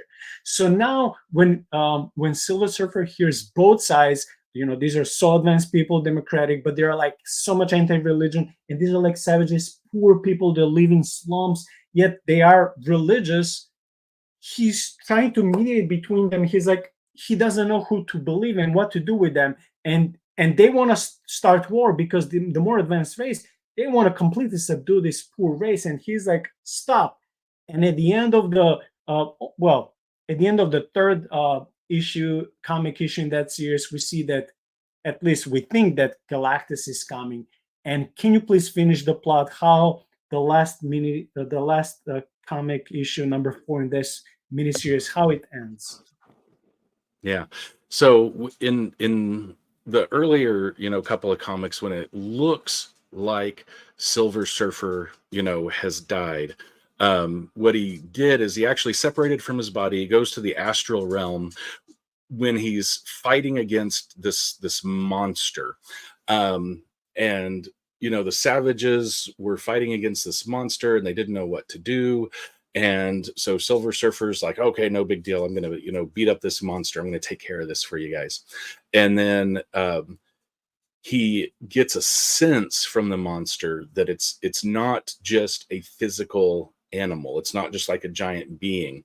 And so in the astral realm, he can see the monster, and it's great. And what it is it's like the spirit of all of the slain people, who are kind of like crying out for revenge. And so he ends up, by the last issue, what we see in the beginning of it is that at the end of the third issue, Silver Surfer has kind of drug the Ama and the Breaks to, their leaders together, and said, look, you guys have to get along, because if you start a war, I'm gonna basically feed your planet, to this. And he has them look up to the sky, and they see Galactus, has like entered their atmosphere, these two different worlds. And he's basically saying, whichever one of you starts the war, you're going to lose your entire world. And so in his mind, he's thinking, you know what, I've tried the gentle way, I've tried the peaceful way, I've tried to do this with logic, and I've tried to get these two people to work it out, and it hasn't worked. So he's like, so now I'm going to use the threat of violence. He finally has gone down to like, the lowest base kind of level, and he's like, I'm going to use, the threat of wiping out their entire planet to get them to negotiate with each other and learn to live together. Now, what's interesting is we instantly think, based on what we've just learned about Galactus, that if Galactus were to show up and he now has two viable options to eat, he's probably just going to eat both of them, right? Like, what is staying Galactus's hand? The Silver Surfer hasn't really been able to stop him completely prior, not by just, waving his hand and saying, no, don't eat these people. And so it's like Galactus is acting very strangely in that he's just hovering. He's just visible, but he's not actually doing anything. And so then through the course of the final episode, what we discover is, the two leaders, while they were supposed to be together and working on like a peace treaty, instead begin to play politics. You've got religion, and now you've got politics, right? The unholy union there. And so what Silver Surfer didn't know is that the two leaders of each race had agreed that what they were going to do, because they wanted war, period. There was no coming to a peaceful resolution. They wanted war. So they conspired to have it look like they both attack Galactus at the exact same time, so that there wouldn't be a choosing, you started the war, you started the war. No, they both started at the exact same time by hiding a bomb, on a ship that was supposed to be a token of like gratitude towards Galactus, and then they blow it up. And it looks like somehow they've bombed Galactus. And then, then the whole war is on. And it goes into really good detail about how the media is manipulated, and that the Alma are showing their people one story, and the Breaks are very intentionally showing their people a different story. And so it's two very different opposing stories about the same event that happened, and that they're doing it to manipulate their people to fight. And so they're like, all right, forget it, all out war. And what we end up realizing has happened, that Silver Surfer later reveals, is that when he was in the astral plane and he was dealing with this spiritual or astral entity that was like the spirit that was wanting revenge, he basically kind of talked to this astral entity and had it show up and manifest itself to look like Galactus. It's not even really Galactus. Galactus isn't really there. It's really just kind of an empty threat that he wanted to use to scare them into working it out. And for a while, you know, as far as he knew, it seemed to be working. But in reality, they were in there playing dirty politics. And by the end of it, yes, both worlds are at war, trying to wipe each other out. And so that's a part of, you know, his whole big struggle. Is that, you know, I try and I try and I try and I try to do the right thing, and it doesn't ever work. So why do I keep trying to do it? And so then the two people are at war. He comes down and tries to intervene, you know, himself. They end up discovering that, you know, Galactus isn't really Galactus. It's this, you know, astral being. I'm scanning, you know, through the comic here, you know, down to the very, very end. And it's like they're fighting, and he says this. He leaves, right? He's like, okay, I'm done with this. And I'm quoting it from the comic here. It says, and so a return to the void, a retreat into the silence and cold, too far changed from the animal I once was to weep. Not changed enough to resist a backwards glance. And oh, how very typical of life. And what you see is like both, I don't know if you can see it, what you see here is both cultures, both planets are just exploding. He tried and he tried and he tried.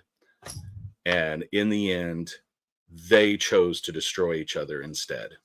And he has to leave with that knowledge, and that's how it ends. Okay, thanks. So this was in Thy Name 2007. The next omnibus comes from 2008, Requiem. I hope I'm pronouncing that properly. I don't know. Requiem. Okay. Thanks. So it's interesting because this comic also has 4 issues. The first one is called Kyrie, which is Greek word for Lord. Speaking about religion and theology being inevitable part of Marvel Universe, this is just another evidence. Part 2 of this miniseries is called Sanctus, which is a Latin hymn that translates to Holy, Holy, Holy, biblical words for the Trinitarian God. Part 3 of this miniseries is called Benedictus, which is another Latin word, a song of thanksgiving that was sung by Zechariah at the birth of his son, John the Baptist. And part 4 of this miniseries, Agnus Dei, a Latin phrase that translates to Lamb of God. So what is happening in this story is that at the beginning of every omnibus of Silver Surfer, he gives basically a summary of his life, how he became Silver Surfer. But previously, Norrin Red, his original name, wanted to guide Galactus only to uninhabited worlds, right, to preserve lives, right, because he had this righteous desire to save lives. And his memory and conscience were erased, so they traveled from one to another world, and billions died with the civilizations being annihilated. When they initially came to Earth, Fantastic Four fought back just as Norrin once did, and by doing that, they awoke Norrin's conscience. They made Silver Surfer turn against Galactus. Since that moment, Silver Surfer tried to do his best, quote unquote, to atone for his past by bringing words of peace to planets that had known only the language of war. So this comic book perfectly translates from the previous one we just talked about, how there are many unifying themes and motifs in Silver Surfer universe. One of them is that he's constantly being driven by guilt for taking Galactus in order to preserve his original planet, taking Galactus to many inhabited worlds. Galactus devours them, and Silver Surfer feels horrible. And he's always trying to atone. That word is so prevalent in Silver Surfer's, mythology or theology. That word is so prevalent. So before we continue talking more about this omnibus, what is there that we can say that when we see Silver Surfer's almost extreme desire to atone for his own sins, yet he never finds peace. How can we parallel that with the Bible and what Jesus offers to us for our sins? Yeah, so I mean that's the beautiful thing. It's like if Marvel reality, 616 that he's living in had an accurate representation of Jesus Christ, it's like Silver Surfer could find the peace that he's after. Um, because Jesus did atone for our sins. Silver Surfer is constantly wrought with the pain and the anguish of the choices that he's really been forced to make in his past. And it eats him up inside. And what he needs, instead of constantly trying to atone for his sins, he needs forgiveness. He needs forgiveness for himself. Um, because really his character is so tied up in the angst of his choices. Even if there was some way, for the people that because of his own choices did hurt and did suffer or did get devoured, even if there's a way for those people to come back and say, you know what, Silver Surfer, we forgive you for what you did, I don't think it would be enough for him to be forgiven by them. He needs forgiveness for himself. And that's one of those things that, amazingly, in real life, Jesus has to offer us. There's no amount of sin or hatred or anguish or pain that we have that he can't handle, that he didn't come to set us free from. And so I think, that is the key element. It's like I see a tormented soul like this, and I think, man, there's people in the real world every day. There are neighbors, our friends, our coworkers that live their life like this. They want to try and be moral agents for good in the world, but they just can't get past the sin and the hurt that they believe they've caused others, or they can't get past the hurt and pain that others have caused them. And it's like, the answer is Jesus. And so I see that, and it's like the authors are searching to try and find it through logic or through, theology and different, expressions in the comic. But we know what the answer is. Yeah, this reminds me sometimes when you speak with people, it can be personal in real life or, on the internet, when you try to present gospel and give them Christ, sometimes their reasoning is like, but you don't know me. You don't know what I've done in my life. Like, for them, the gospel of forgiveness and Jesus is atoning for their sins sounds too good. They're like, no, I can't accept that. You don't know me. You don't know my past. And when you try to tell me it doesn't matter to God because he can forgive anything, sometimes that's like a shock to their systems. Like, we have shock that there is a negative shock, like someone died. So you can't just accept it. Like, your body's in a shock. How do you react? So there's this shock when you also hear good news. Imagine get a phone call, say, hey, someone died and just left you $5 million. You're like, what, me? Like, I mean, how do you process that in a second? You can't. So when you tell someone of the gospel for the first time, yeah, you have different reactions. You have people who are angry. You have people who think it's ridiculous. Yeah, you have all types of reaction. That's normal. But sometimes you get that, like, no, you don't know what I did. I don't deserve forgiveness. And then you see the representation of that that is embodied in Silver Surfer, who is like, if he lives the whole eternity, he'll always try to buy his own salvation, to work for his salvation. Like, I saw one of those memes long ago. It stick to my mind, of people having a sign saying, I'll work, but I won't work for food. This is, I'll work for my salvation, something like that. And while it can be funny, it's also sad because you have people with that mindset trapped, like, I have to work and always give more, always volunteer, and always do this so that God would love me, so that I would be forgiven. And I'm reminded of the medieval times when priests, because I mean, you can try to live as holy as you can. You can lock yourself in a monastery. You can think oh, if I just go there, maybe I won't be dealing with temptations. But temptation can be in your mind, in your heart, in a second, and they'll be flooding themselves, thinking like, oh, if I would just do this to myself, maybe I will like neutralize that desire in me. But that desire is in all of us. And just because we're religious, we're not better than anyone else. We still need to be reminded of the gospel just like as anyone else. And this is where Jesus comes and brings that forgiveness and takes the burden of your sin and guilt and this anxiety off of you.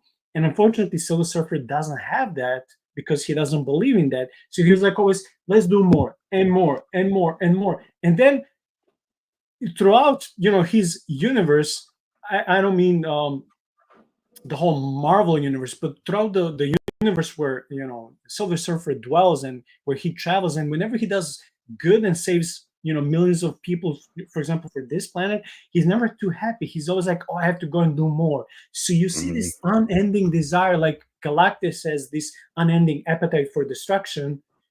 Silver Surfer has this unending appetite to do more and more good. That, yes, it is noble, but sometimes is driven by guilt. And that's not a good thing, because again, we meet people like that. When we speak with them, they're like, oh, you don't know what I did. So in this comic book, the material that is covering Silver Surfer's body, that protects him from everything, cosmic radiation, cold and heat and everything, is starting to run out, and Silver Surfer is told that he has only maximum 1 month to leave. And then he gets into a dialogue with Spider-Man, and Silver Surfer laments how humankind is so corrupted and waging wars against each other.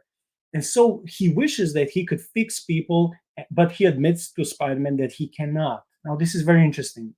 Spider-Man agrees, and his proposal of eradicating the weapons of mass destruction, poverty, or even political and religious differences that bring division among people are fruitless because, quote unquote, it's one thing to stop a bad guy from doing evil when we can agree on what evil is, but it's something else to try to change how people are.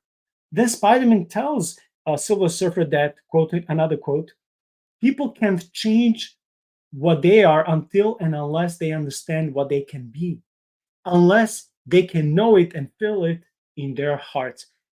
Ben, I think this is beautifully spoken in a way that maybe is not quotation from the Bible, but it says how messed up we are. And unless we have, the Holy Spirit comes to indwell us and gives us the truth from the gospel, so we can have Jesus' thoughts. We don't see ourselves always. We don't see how wicked we can be, but also we don't see how loved by God in our wickedness we're also. So there's this kind of struggle between we don't see our origin, how wonderful we are made in God's image, but sometimes we don't want to admit to ourselves how corrupted we are, because all these things that divide us, and how much able all of us we are to sin and to cause that sin as pain to someone else. So again, I'll just read this short quote, and I would like you to say something on that. It's one thing to stop a bad guy from doing evil, but it is something completely different to try to change how people are. Can you please say something? Yeah. I mean, I think that in that little exchange in between, those two things that Spider-Man and Silver Surfer said to each other is kind of like the very most basic, mere Christianity you can get. When my kids were growing up, of course, we were always into Marvel, always into superheroes. And, I remember them asking me, invariably, who's the best superhero? Who's the strongest? And I would always tell them Jesus. And they would say, what? Jesus wasn't that strong. That's not so great. And I said, you know what? These superheroes that we read about and that we imagine, they might be able to stop a bad guy from doing bad, but only Jesus can change a bad guy's heart and change a bad guy into a good guy. And so this exchange that they're having is at the very crux of the issue. Is humanity ultimately doomed? Are we, broken, incurable, people that are ultimately bent on our own self-destruction and destroying one another? Without Jesus, yes, absolutely. Spider-Man, traditionally in the comic, he was raised by his aunt and uncle who were Catholics, and so he gets a lot of these religious parallels. And so by him saying, you know people don't know that they can change until they see what's available, what is there to change to. And again, it's like, how would I have known who Jesus was if somebody didn't tell me? How would I have known that there wasn't a different option if somebody didn't show it to me? I know before I was saved, I thought I was a very, very good person. I was not. Even when I thought I was doing good, acts, it was like maybe I was choosing the lesser of two evils. Or I thought that my good was good, but really it wasn't. My good was evil. It wasn't until I saw who I was created to be, and until Jesus really started to tell me what the future could hold for me, that I finally started to realize, hey, you know what? I'm in need of a savior. And you get to that point where you have to look at yourself and you have to acknowledge, like I've heard so many people say, well, once I get my act together, once I get cleaned up, then I'll come to Jesus. Once I get right, then I'll come to Jesus.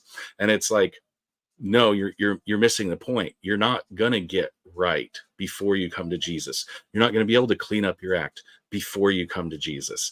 It's you coming with all of your mess and sitting down and looking at it and acknowledging it and saying, Jesus, this is my mess. And this hurts and I don't want it anymore. And you give it to him. And then he gives you his yoke, his peace, his life, his good.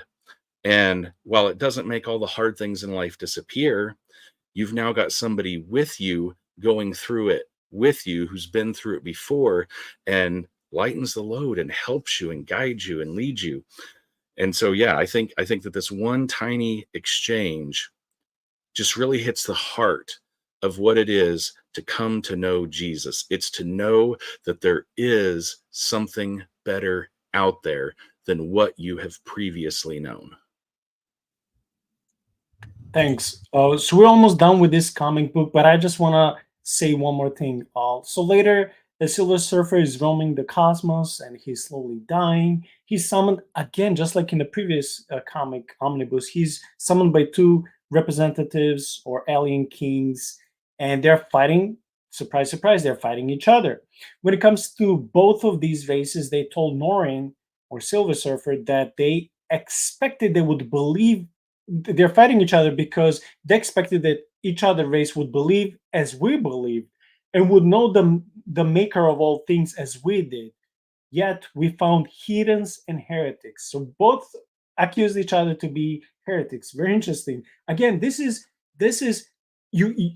If you're honest with yourself, the author of Marvel books, comic books, they're critiquing religions in the world. All of them. They're like, this is the biggest number of people hating each other, having wars. I think this is in their mindsets. So we see prevalent reason why all these alien races are fighting. Yeah, it's greed, it's power, it's politics, but it's many times religion. So they say different gods that were not our gods. Their shrines were not our shrines. So here they're critiquing again religion. So these two races are waging wars against each other because each other find to be their religion or their belief in the maker of all things. That's how they call him, the maker of all things. Their theology, their religion is blasphemous, quote unquote. So each of these two alien races try to impose their religion on each other. And since that didn't work, they wanted to kill each other. Yet these two leaders of their people, at least in this comic book, they're sitting together, chatting and drinking. And when Silver Surfer confronts them, say, hey, your people are dying and waging war against each other. And here you're like together sitting in the same room. and he saw how messed up they are. So he was even thinking when he was about to leave the spaceship to go and destroy them, so then the war would hopefully stop. But he didn't, because again he showed that he doesn't want to just take lives. Even though for some people this would be a good reason, but he didn't want to do that. So at the end, they have summoned Silver Surfer to decide who's right and who's wrong. And just with the previous comic book, he was meditating. He was like, "Man, both of you are messed up. Like both of you have to stop with all this insanity, pointing fingers at each other." And at the end of the very comic book, we see that Norrin is going back just before he dies. He's going back to his mother planet, Zenla. His own people try to help him. They can't. Even their technology cannot help his, that silver skin to heal back. Then Galactus shows sympathy and grief, and even some type of love, if a deity like him can show love for the first time to Norrin Red. He tries to heal him, even he cannot. And the last wish, when Norrin dies, the last wish of his people was like to turn him into a star. And they see that now their planet has the second star that will be shining in the nighttime, and that's Silver Surfer. So it's a story with a sad ending, and yeah, it brings grieving to their people, but they got, I guess, another star in the sky, and it's mindful of Silver Surfer, his life, legacy, and sacrifice. But I would like you just to briefly comment on again the authors of Silver Surfer comics finding religion as the main cause of wars. When they accuse these alien races, oh, we believe in the maker of things, of all things. Yeah, we also believe in the maker of things, but our shines are better than yours. No, our shines are better than yours. Our religion is better than yours. No, our religion is better than yours. So you're actually a heretic. No, you're a heretic, and they will be fighting wars. So I know that they're critiquing religion, and unfortunately, I think they would throw all religions in this basket, so to speak, which I don't think it's fair. But I do understand that critique. What is it that you would like to say, good or bad, of this overly emphasized religious reason for division and wars? Yeah, so it's interesting because neither of these story arcs that we've talked about have really ended with hope. None of them have a positive outlook, so they've really ended with an atheistic outlook on life and the purpose and meaning behind life. But yeah, it's definitely a social commentary on any kind of when the British first came and discovered America, and they interacted with the Native Americans, to the Crusades, and Islam versus the church at the time. And so they try to use alien races as a way to show us our own kind of dirt, right? And then they come to a very atheistic conclusion that, hey, both are wrong. Neither one's right. And so I want to own that, yeah, as a Christian, in the name of Christianity, a lot of people have done a lot of bad stuff throughout history. Absolutely, 100%. Stuff that doesn't line up with who Jesus was and what Christ taught. But that should be a reflection on how poor his followers are, not on how poor he is. And so, I think it would be better in the end if Norrin Rad, had come to at least some kind of place where he had a faith, or he had a knowledge of a greater purpose than himself. It's neat that he becomes a star, so now it's like he's going to be, like this eternally watching over his planet, and the woman that he first fell in love with, I just love her name, the Shalabal. Shalabal.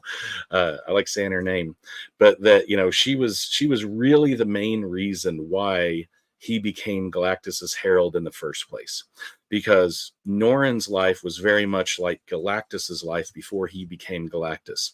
They were both born into these very utopian societies that looked, very pristine on the surface, but that both were very just whitewashed and corrupted and were, leading towards destruction.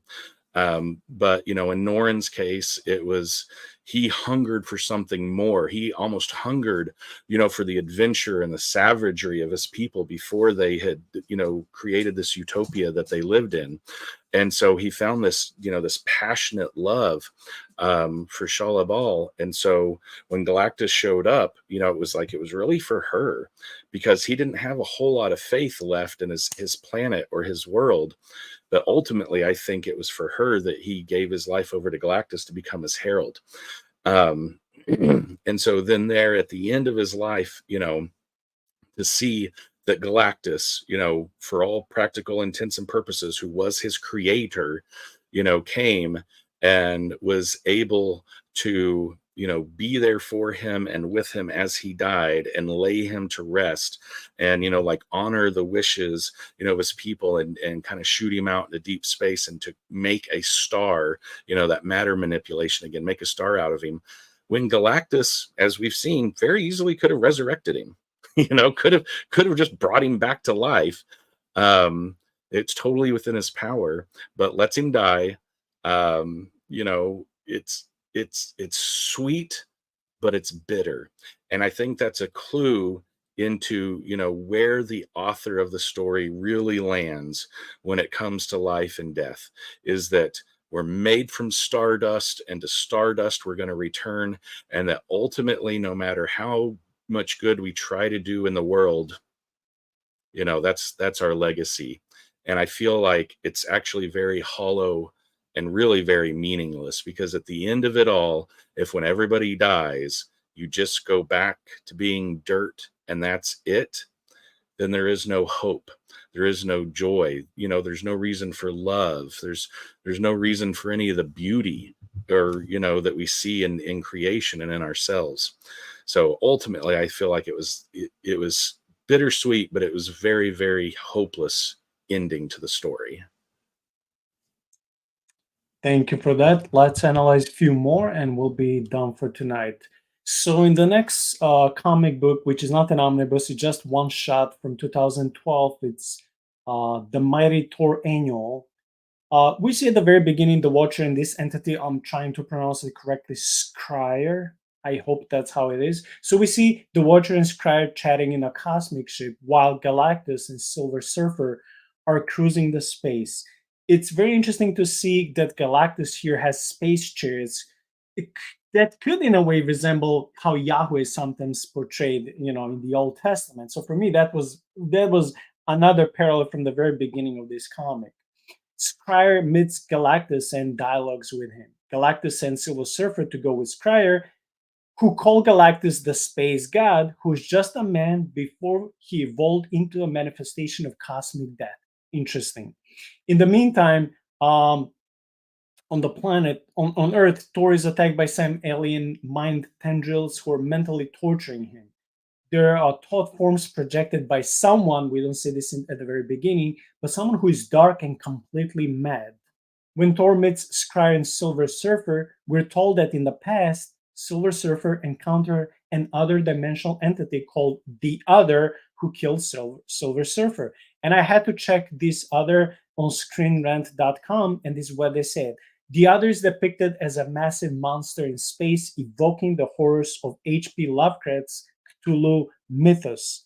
According to the account presented in The Mighty Thor Annual 1, which is this comic book that we are currently assessing, the Other remained locked in an endless struggle with its counterpart, a masked humanoid figure known as the Scryer, since before the creation of the Marvel multiverse, ranking them among the publisher's most primal entities.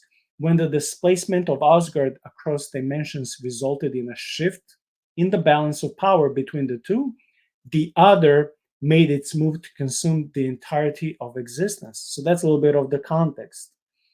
Let me see what else. Okay, so now we see finally the identity Okay, I forgot this. Scryer resurrected Silver Surfer, and together they made a great barricade to lock the other out. So this is still giving the context what was happening in the comic books way before this one. The conflict between Scryer and the other is said to be going on since the multiverse was born. But now we see that identity of this dark and mad being who is called Oblivion, who he truly is, and as he admits, he quote unquote he can't help but wish for the end of all things, since this is his nature, his identity. He speaks of himself that very interesting, another biblical verse, but not applicable to Yahweh, but applicable to another character.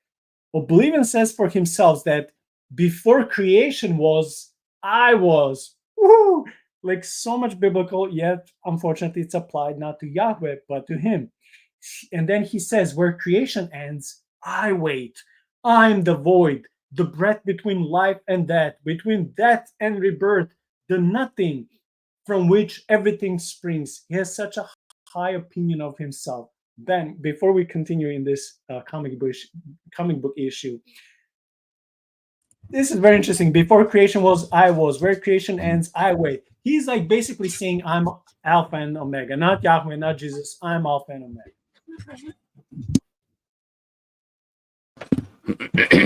Yeah. So, sorry, somebody just came in for a second. It's neat. Yeah. Before creation was, I was. Like we know, we recognize that as scripture, and we know that as Yahweh. In the context of the Marvel universe, it's almost like, I would say it's more like chaos, right?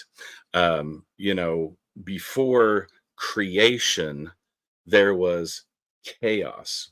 And so, we know that Yahweh comes and he brings order to the chaos. And so I almost feel like Oblivion here is a physical or representation or a manifestation of the chaos of the unordered existence. And so he says, he calls himself the void.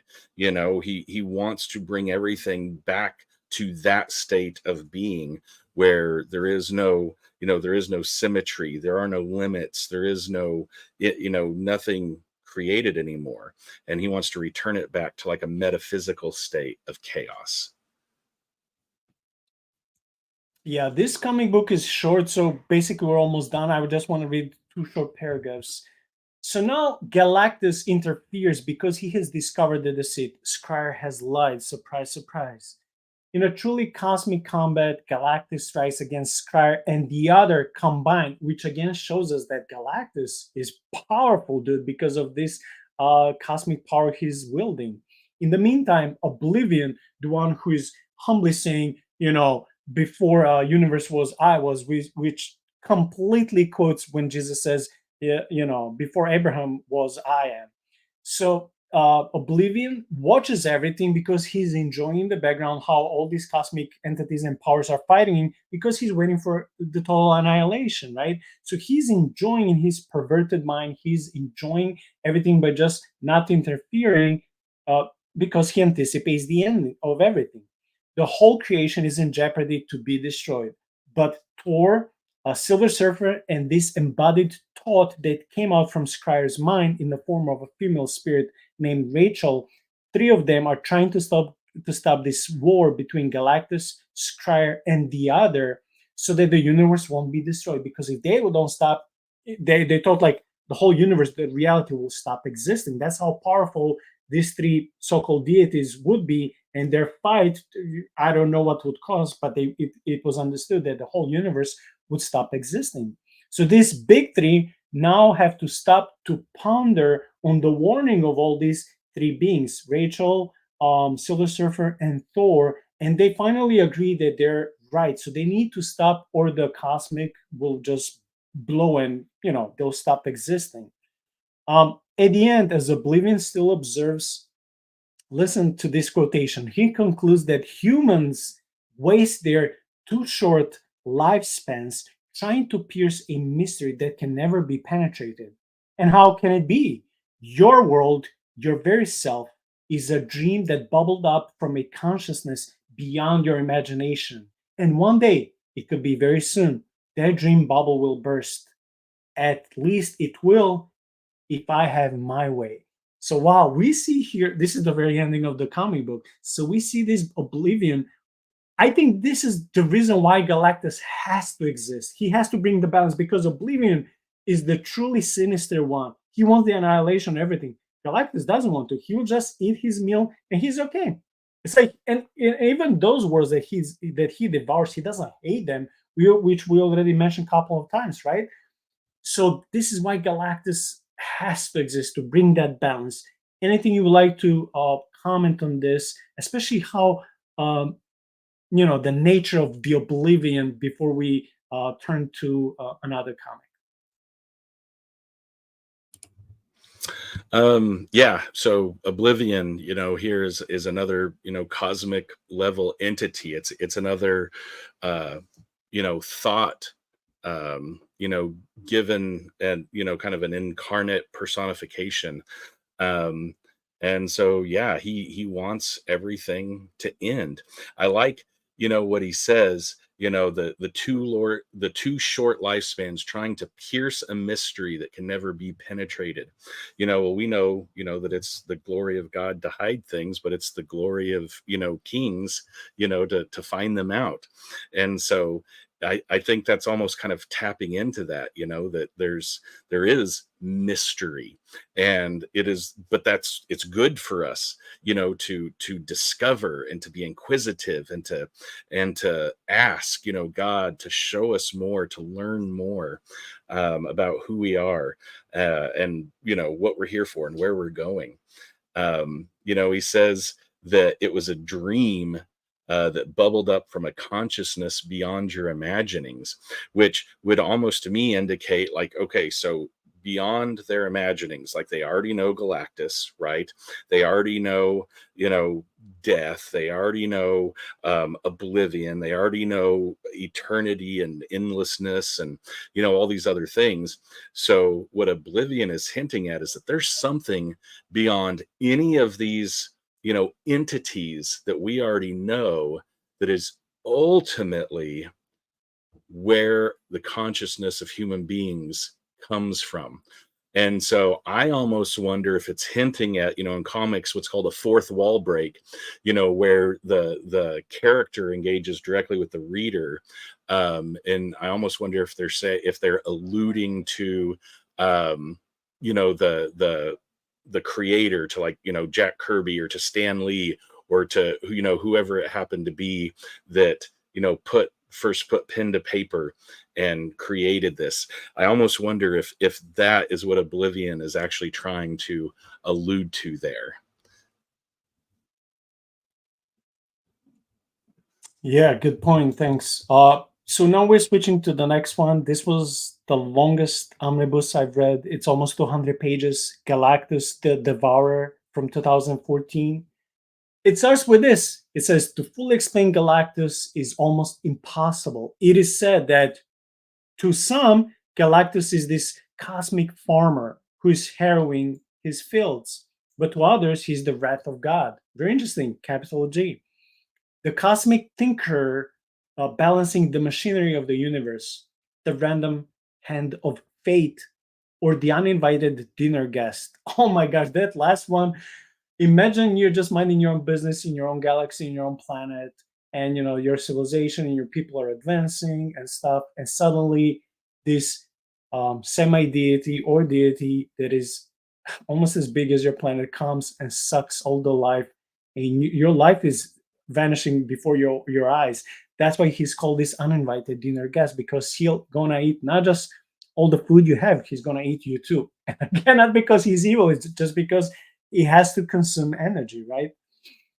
So in this comic book, Silver Surfer is on Earth and surprised his new girlfriend, Alicia, right? So this was after his home planet was destroyed and everything. So now he's stuck on Earth because he has rebelled against Galactus and wants to protect humans. But Norrin is, surprise, surprise, again having guilt consciousness because of all the worlds he led Galactus to devour them. He remembers how he became Silver Surfer. Okay, I have to skip this. When he came to Earth for the first time, it was Alicia who helped him see truth about himself. As the result, Silver Surfer defied Galactus both because of Alicia and humankind. Galactus was driven off, but then he restored Silver Surfer's memories and bound him to be with the Earth within the Earth's atmosphere. That's why we said that in a way he's like a fallen angel, not in a bad way that someone is there to corrupt humankind, like in the Bible, in the Jewish also tradition, like First Enoch. He's in a good way a fallen angel because he rebelled against Galactus, trying to annihilate humans. But what people didn't understand uh, about Silver Surfer is that he had good intentions, so they didn't welcome him.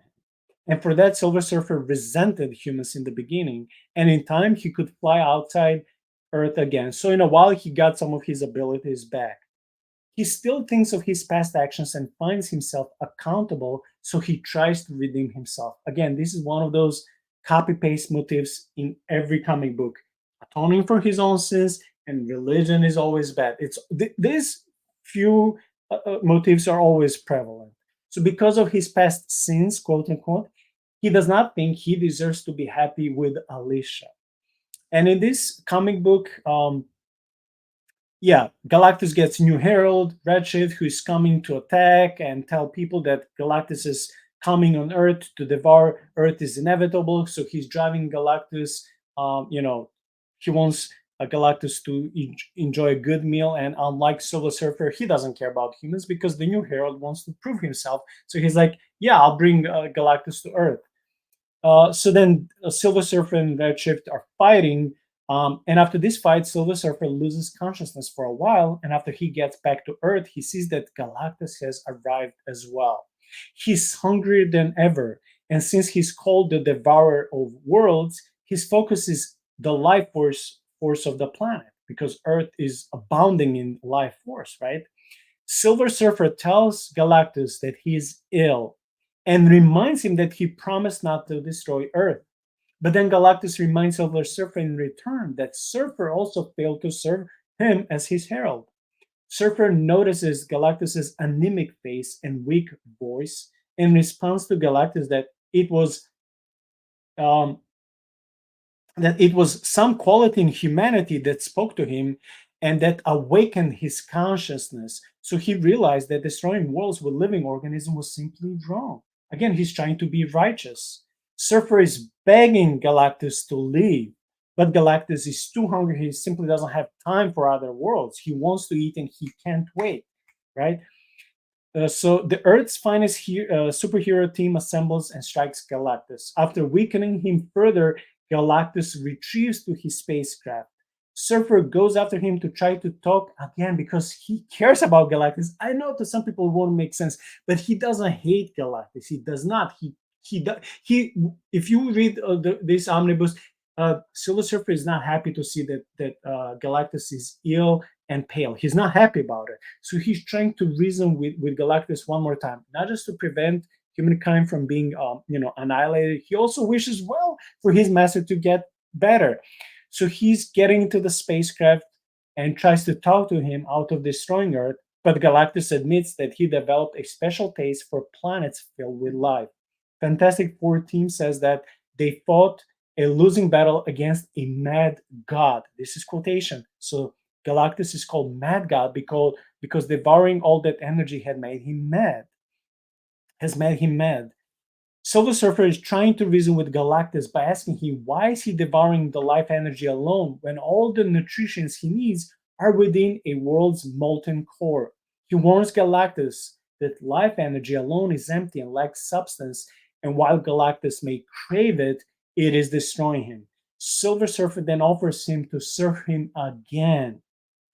He wants to be put again in this yoke of slavery for the sake not anymore of his mother planet people, but of humans.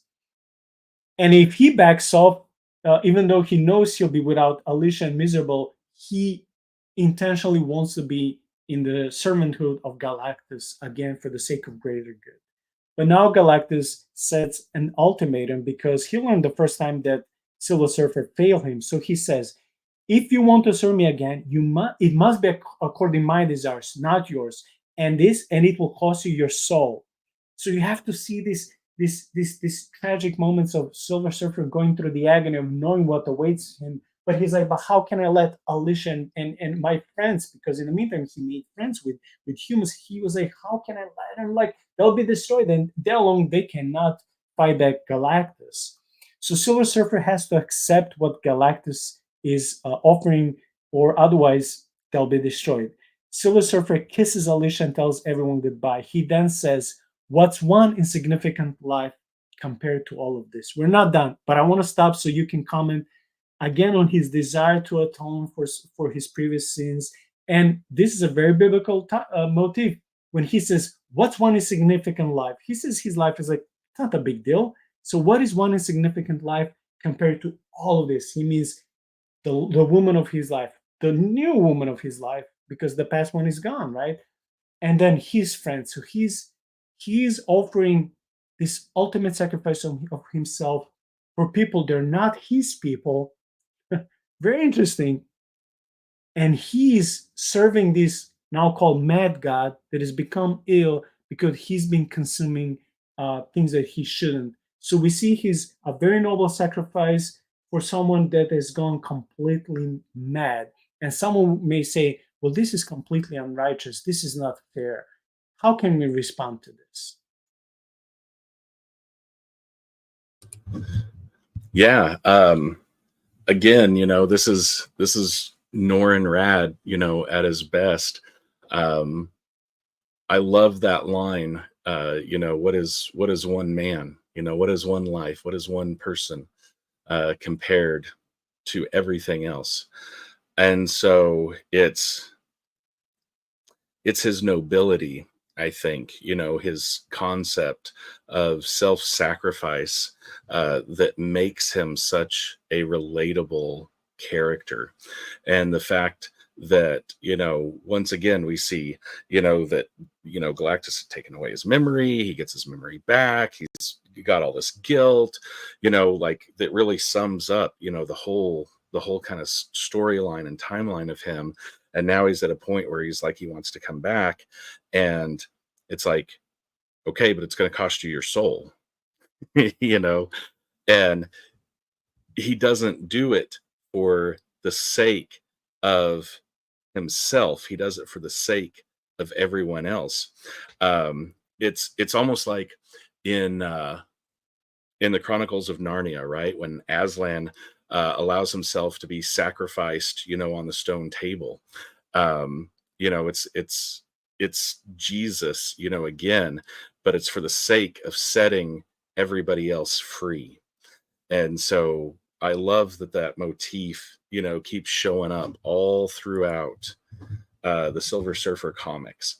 And somebody else commented, and said, I feel like I missed out on a lot not reading Silver Surfer. These past couple of days have shown me that, so did I. Of course, I wasn't a Christian back when I read comics. And so a lot of this stuff would have gone right over my head as a teenager. But seeing it now and understanding what it is, it's just, I think it's beautiful to see that at some base instinctual level, human beings, it seems, share a concept of what is good and what isn't, right? And that sacrificing yourself for the sake of other people is good. We have scripture, right? No greater love, hath a man than this, that he lay his life down for his friend. And so we're seeing that played out, in Silver Surfer's actions and what he's choosing to do here. And so I think it's a neat and interesting way to at least get the concepts out there for people to acknowledge and wrap their head around, who maybe they're not Christian, but they can start to understand, some of these basic truths. And really, I think, that there's a huge, I don't want to say market or niche or something for people doing what we're doing here, and hopefully reaching out to people, who are in this sphere, who, they're in the comic book shops and they're at the Marvel movies and they're doing this stuff. And they're going to see a character like Silver Surfer, and maybe they're going to, ultimately think, yeah, it's not worth it in the end. He goes through all this pain and all this angst, and he's willing to sacrifice himself to save everybody else. But what does it gain him? And, maybe we can show him and say, look, this is, but a mere glimmer of what the truth is, and then use that to introduce him, to Jesus. Yeah, thanks for that. So to continue with the plot, Silver Surfer, you can see this agony, you can see this struggle. I mean, what can he do? He has to become again herald to Galactus so he can spare Earth. So now, but Surfer, look, he's always trying to trick Galactus, even though he knows that there can be a big penalty for him, because Galactus won't be shy away of striking him with his cosmic power, right? So Surfer knows that, but he's still trying to trick Galactus not to take him to the best, most bountiful, planets with intellectual life.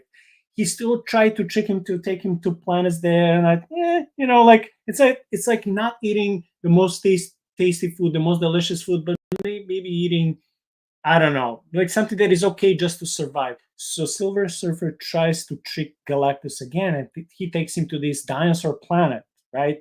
Instead, to other planets, they're filled with plants and just life in abundance. But Galactus, even though he's sick and ill, he's not stupid. He realizes this and gets very angry with Surfer. He then confronts Silver Surfer, and he uses another biblical terminology, and he says that Silver Surfer has to obey him to the letter. This is the quote, and my will shall be done. I was like, oh my God, like these two quotations, they're short, but they're like so applicable to Yahweh, not to Galactus. So he wants Silver Surfer to obey him to the letter. Like, hey, I have in this covenant, I gave you all these commandments. Again, very copy paste from Yahweh in Israel. And my will shall be done. He's like, because he's becoming not just this cosmic deity, he's becoming mad cosmic deity because he's sick in his mind, and he's not even reasoning normally anymore.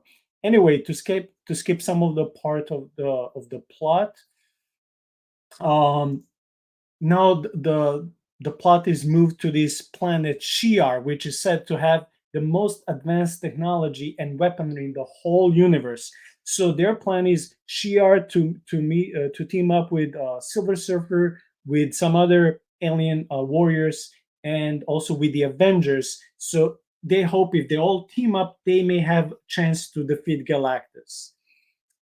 And why? Because again, he has gone mad, and he's called, quote unquote, power corrupted, because he has corrupted himself with all this unhealthy desire to eat what he's not supposed to eat. So Silver Surfer now sneaks into Galactus's world ship, and he makes it, and he alters something so that the world ship would not obey Galactus's commands anymore.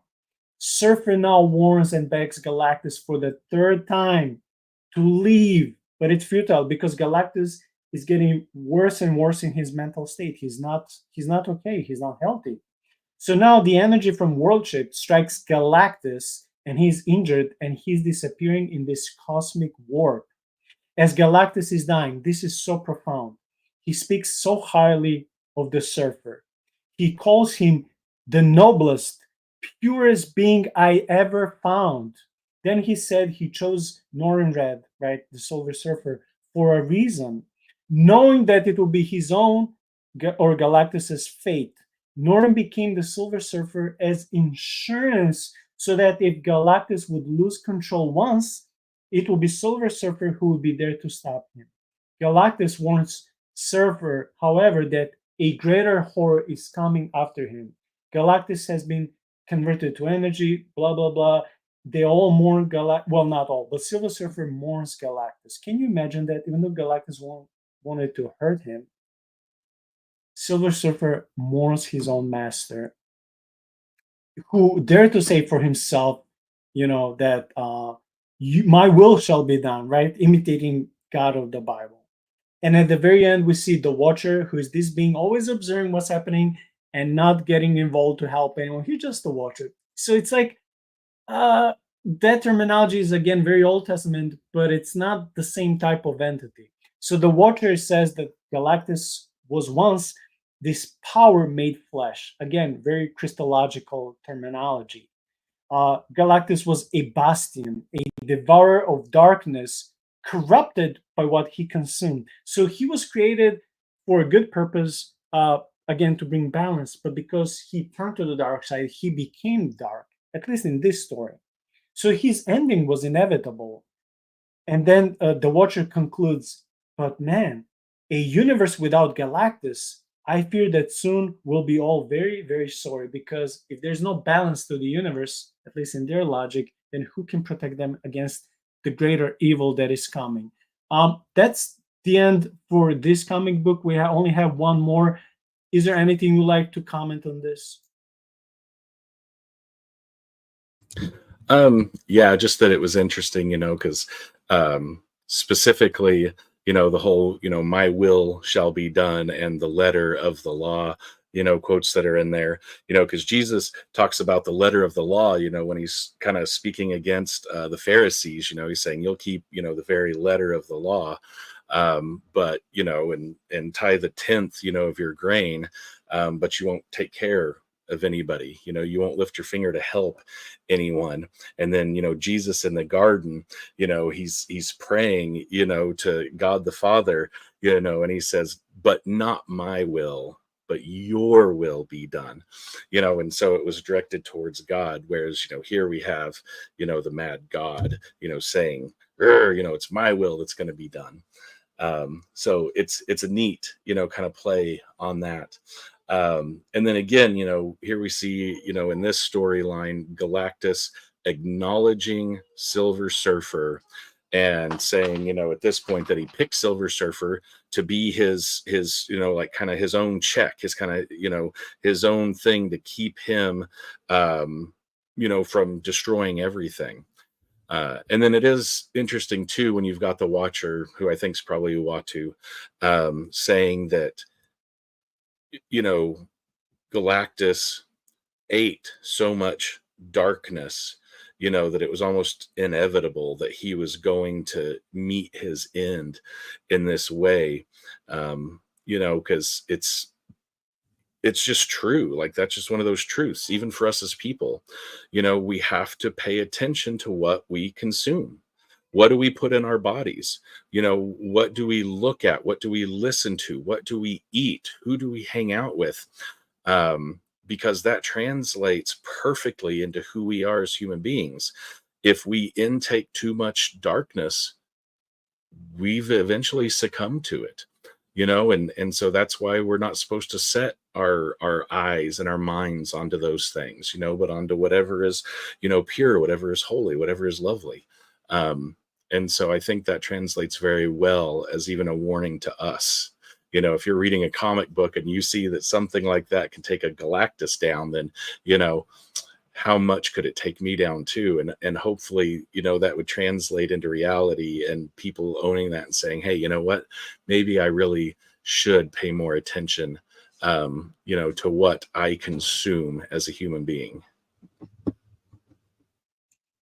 Thank you. And the last comic is very short that, we'll use to, as the ending of this episode, is called Silver Surfer Rebirth, which came out 2022. So here we see Silver Surfer saving lives again in the cosmos and still making amends for his past sins after leaving the Earth. Suddenly, Titan Thanos comes on the scene and tells Surfer that he needs help. The most powerful gem, the reality gem from the Infinity Gauntlet, was stolen from Thanos. Thanos calls himself a god with all creation under his heel. So again, like with oh my gosh, this is so funny, because we'll continue reading these silly statements. They're like they belong to God, Yahweh, and him alone. Yet we see all these imaginary gods in the universe, or wannabe gods, using biblical quotations and applying to themselves. So first we read how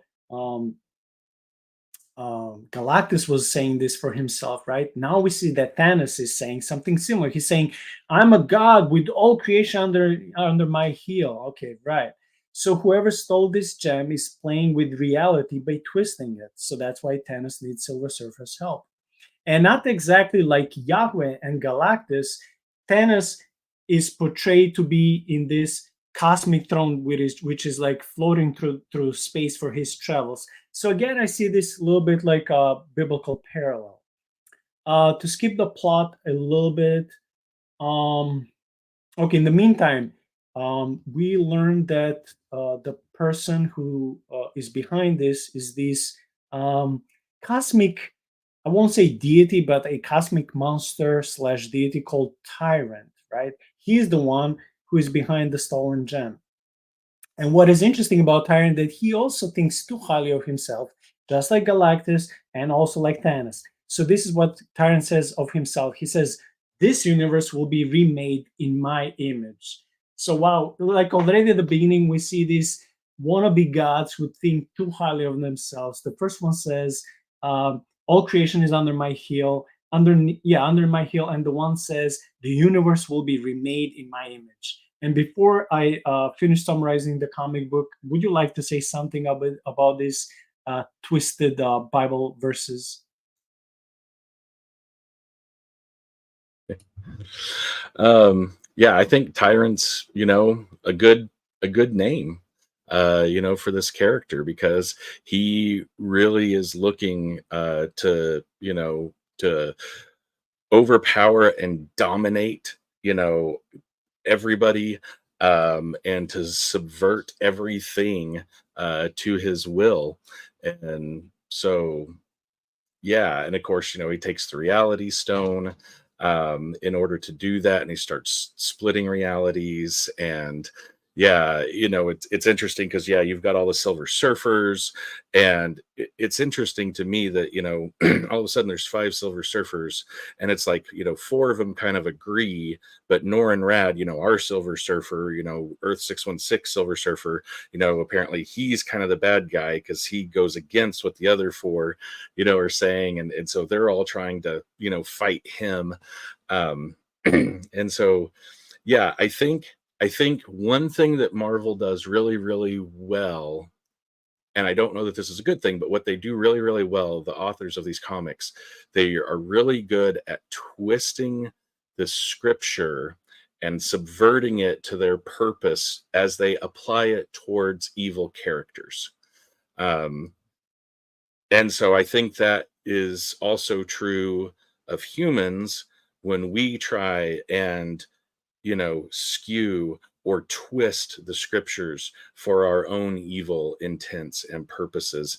We need to realize that we're being a Marvel villain when we do that. I have one lengthy paragraph to summarize the middle and the last part of this comic book, and we're pretty much done.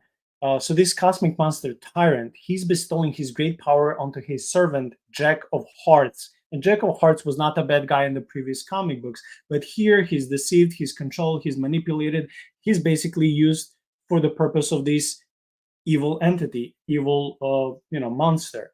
So now Jack of Hearts becomes evil, and he's sent by Tyrant to go in to distract Silver Surfer and Thanos, so that Tyrant can perfect his mastery on the reality gem, because he took reality gem but doesn't know how well to use it. So he's experimenting with it, but he needs time. So that's why he sends Jack of Hearts to go and place, so to speak, with Silver Surfer and Thanos, so Tyrant can have more time to perfect how he'll master reality gem. So now Jack of Hearts attacks Silver Surfer and Thanos, and before Thanos destroys Jack, Silver Surfer is asking for his life to be spared because Jack used to be his friend before he got brainwashed. But Thanos, of course, doesn't care, so he doesn't listen, and he destroys Jack, and Silver Surfer, he's yelling in sadness. Tyrant bends the reality and plays with them, but Silver Surfer encourages himself by saying this, and this I think it's important for us as Christians. He says, I quote, "I must resist and become again that which I am, that which I have chosen to be. I'm the Silver Surfer, and mine is the power cosmic. I see this like, hey, even if you fall and even if you're weak, remind yourself you're the follower of Christ. You have the Holy Spirit in you. Don't forget who you are and who God chose you to be, despite of all the challenges, temptations, sin, pain, depression, whatever. Remember who you belong to and whom you said yes to. So even if you fell, get up and start walking in the direction you're supposed to walk. Remember who you are. Remember your identity. This is how I'm paraphrasing and interpreting Silver Surfer words that he says for himself. That's how I'm interpreting for myself. While Tyrant responds that his triumph is inevitable, Thanos responds to him that it is him who is inevitable. So again, we see this battle of cosmic egos. Galactus was like this. All these cosmic entities and monsters are pretty much similar, full of themselves. So Thanos says, "No, I'm the one who is inevitable, and I'm the one who will shape reality." While both of them brag to each other about their deity and their power, Silver Surfer responds to both of them, "You confuse power with purpose, and this will be your downfall." So powerful, so powerful. Tyrant reveals that Galactus made him and then banished him. So he desires now to become Galactus's master as well as the master of all. Silver Surfer board penetrates Tyrant's body with enormous speed, and Tyrant is pierced and he dies. Silver Surfer grabs the reality gem. This is a very emotional part of the comic book, and now he's transported instantly on his mother planet where his wife is, and now 2 kids with him. And he's confused. He's like, what the heck? I was just in a fight, and now I'm transported. He's, on my planet that is supposed to be destroyed, and my wife is here, and now we have 2 kids. And he's so emotional. He's so happy. He started crying. Again, it's a very powerful part of the comic book. So he's happy beyond measure, but he knows that he has to go and return this reality gem because he made promise to Thanos. Even though he's so blissfully happy in this reality, but that's not his reality anymore. Again, we see this concept of self-sacrifice. Thanos is asking for his reality gem, and Silver Surfer, before he returns it, he first uses it on his friend, Jack of Hearts, even though he was corrupted and attacking them, but he remembers that it's not his fault. Once upon a time, Jack of Hearts was a good guy. So he uses reality gem not to go back to be with his wife and now 2 kids in that reality. He uses it so his friend Jack will be resurrected. And that happens. And now he returns the gem, and Silver Surfer says that no one should wield that kind of power, and certainly not me. I'm like, the dude is so self-sacrificial and so noble and so unlike Thanos, unlike Tyrant, unlike Galactus, right? He's so humble. He knows his limits. He doesn't think too highly of himself. So this is how the comic book ends in our episode. But again, it's such a powerful ending, Ben. Again, we see Silver Surfer's character so much different how he sees the world, the universe, himself, sacrifice, how he puts others before himself. Thanos doesn't do that. Galactus doesn't do it. This monster tyrant who wants to rule over everyone, he certainly doesn't see that. He just, sacrificed Jack like he's a toy. He's nothing. But again, I'm reminded of what he said, the Silver Surfer, to both Thanos and Tyrant. He said, "You confuse power with purpose, and this will be your downfall." Such a warning for everyone who is on power, Ben, right? But even for us, if we have something that God gave us graciously, if we abuse it, then instead of being a blessing, it can turn out to be our curse, not because of God, but because we don't know when to stop.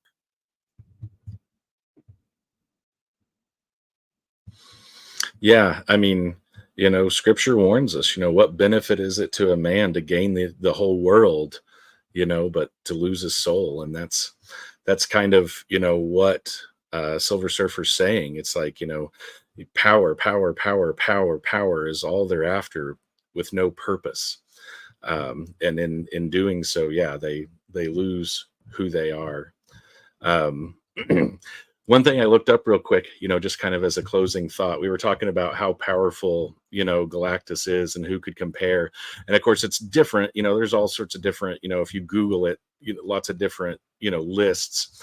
But the first one I came to actually lists Galactus as the 16th most powerful Marvel character. So there's actually quite a few ahead of him. I thought that was kind of neat. Yeah, but not everyone is as interested. And for me, he's especially interesting, not because he's like, semi-god or demigod, whatever, but because he's like, you can't have the story of Silver Surfer without Galactus. So that's why I have him on I have both of them on my t-shirt. I know you guys can't see. But anyway, I'm like, that's why he's I'm waiting for the movie on Silver Surfer and Galactus. I want to see the movie. I've been waiting for that movie for years, and they said it should come out next year. So I'm waiting. I don't know if it's true. But Ben, I would hate to finish the episode. A lot of that got, Yeah, I would hate to finish the episode because you put effort in finding at the end of our outline those two quotations said by Silver Surfer. One comes from the comic book Unbeatable Squirrel Girl, and one in Chaos War God Squad. Do you want to read those two quotations if you have outline, or do you want me to? Yeah, no, I'll read it real quick. That's fine. Yeah, Unbeatable Squirrel Girl. That Squirrel Girl, I don't think she even existed when I was reading comics, but she's a neat character. And so in Unbeatable Squirrel Girl Volume 2, number 30, Silver Surfer's kind of like a supporting character in that one.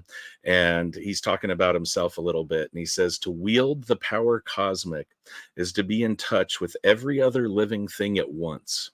It's to recognize that we aren't alone in the universe. We alone are the universe. We are the cosmos coming to know itself, to love itself. And when you witness that for even the briefest of moments, you will see there is nothing more beautiful.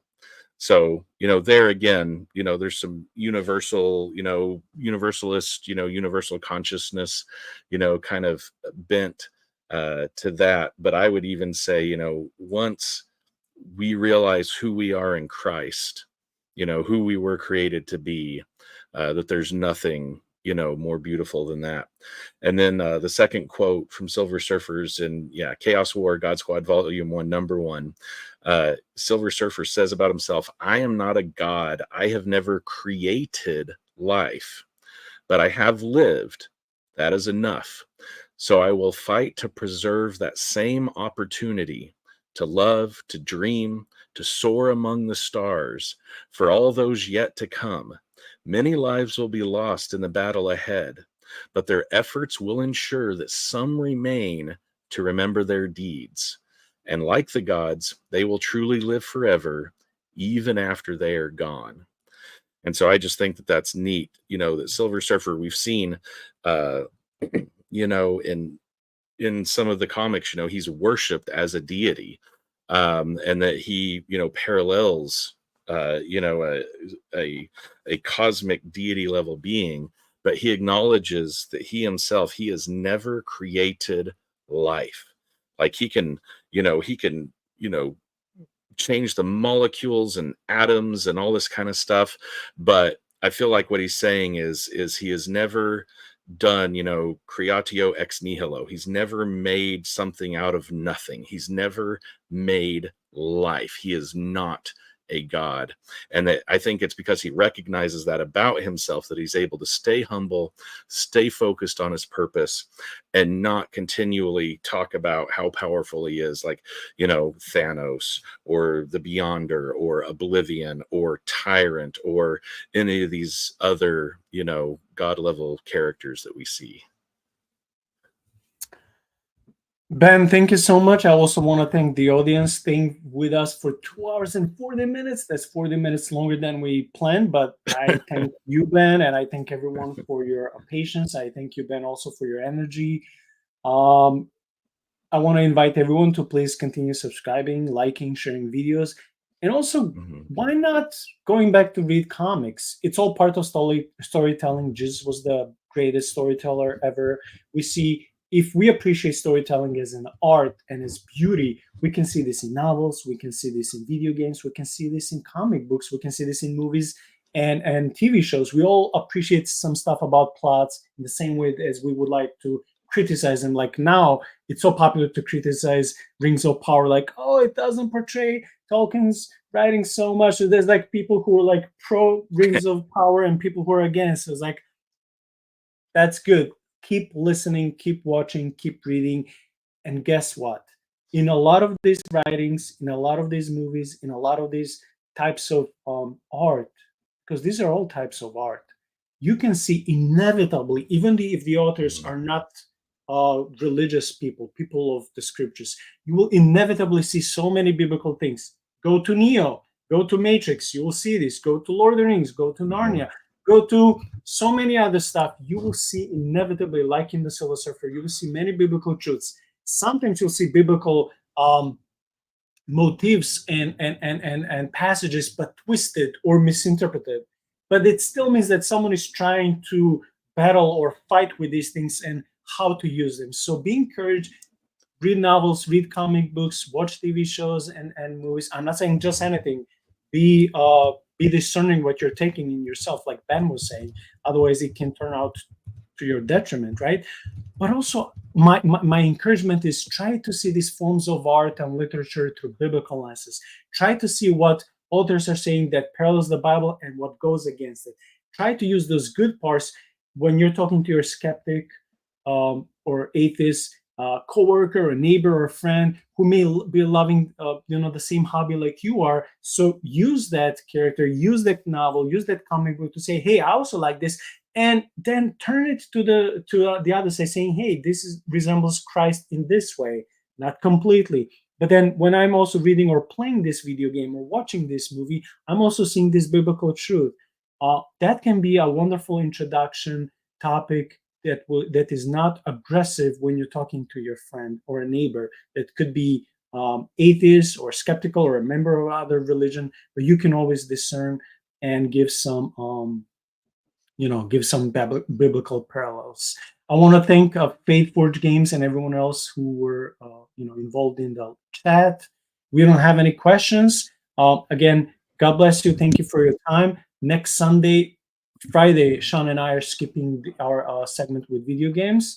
We're going back the following Friday, not talking about video games, but talking about we'll be covering some true eyewitness horror stories.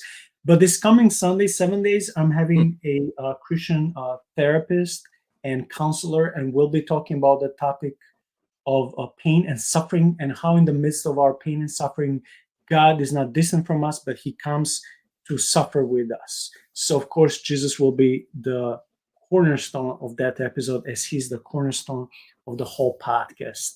That being said, Ben, thank you so much. God bless you, and God bless everyone. We'll see you next time. Thank you for having me. Thank you. Yeah, Bye-bye. thanks, guys.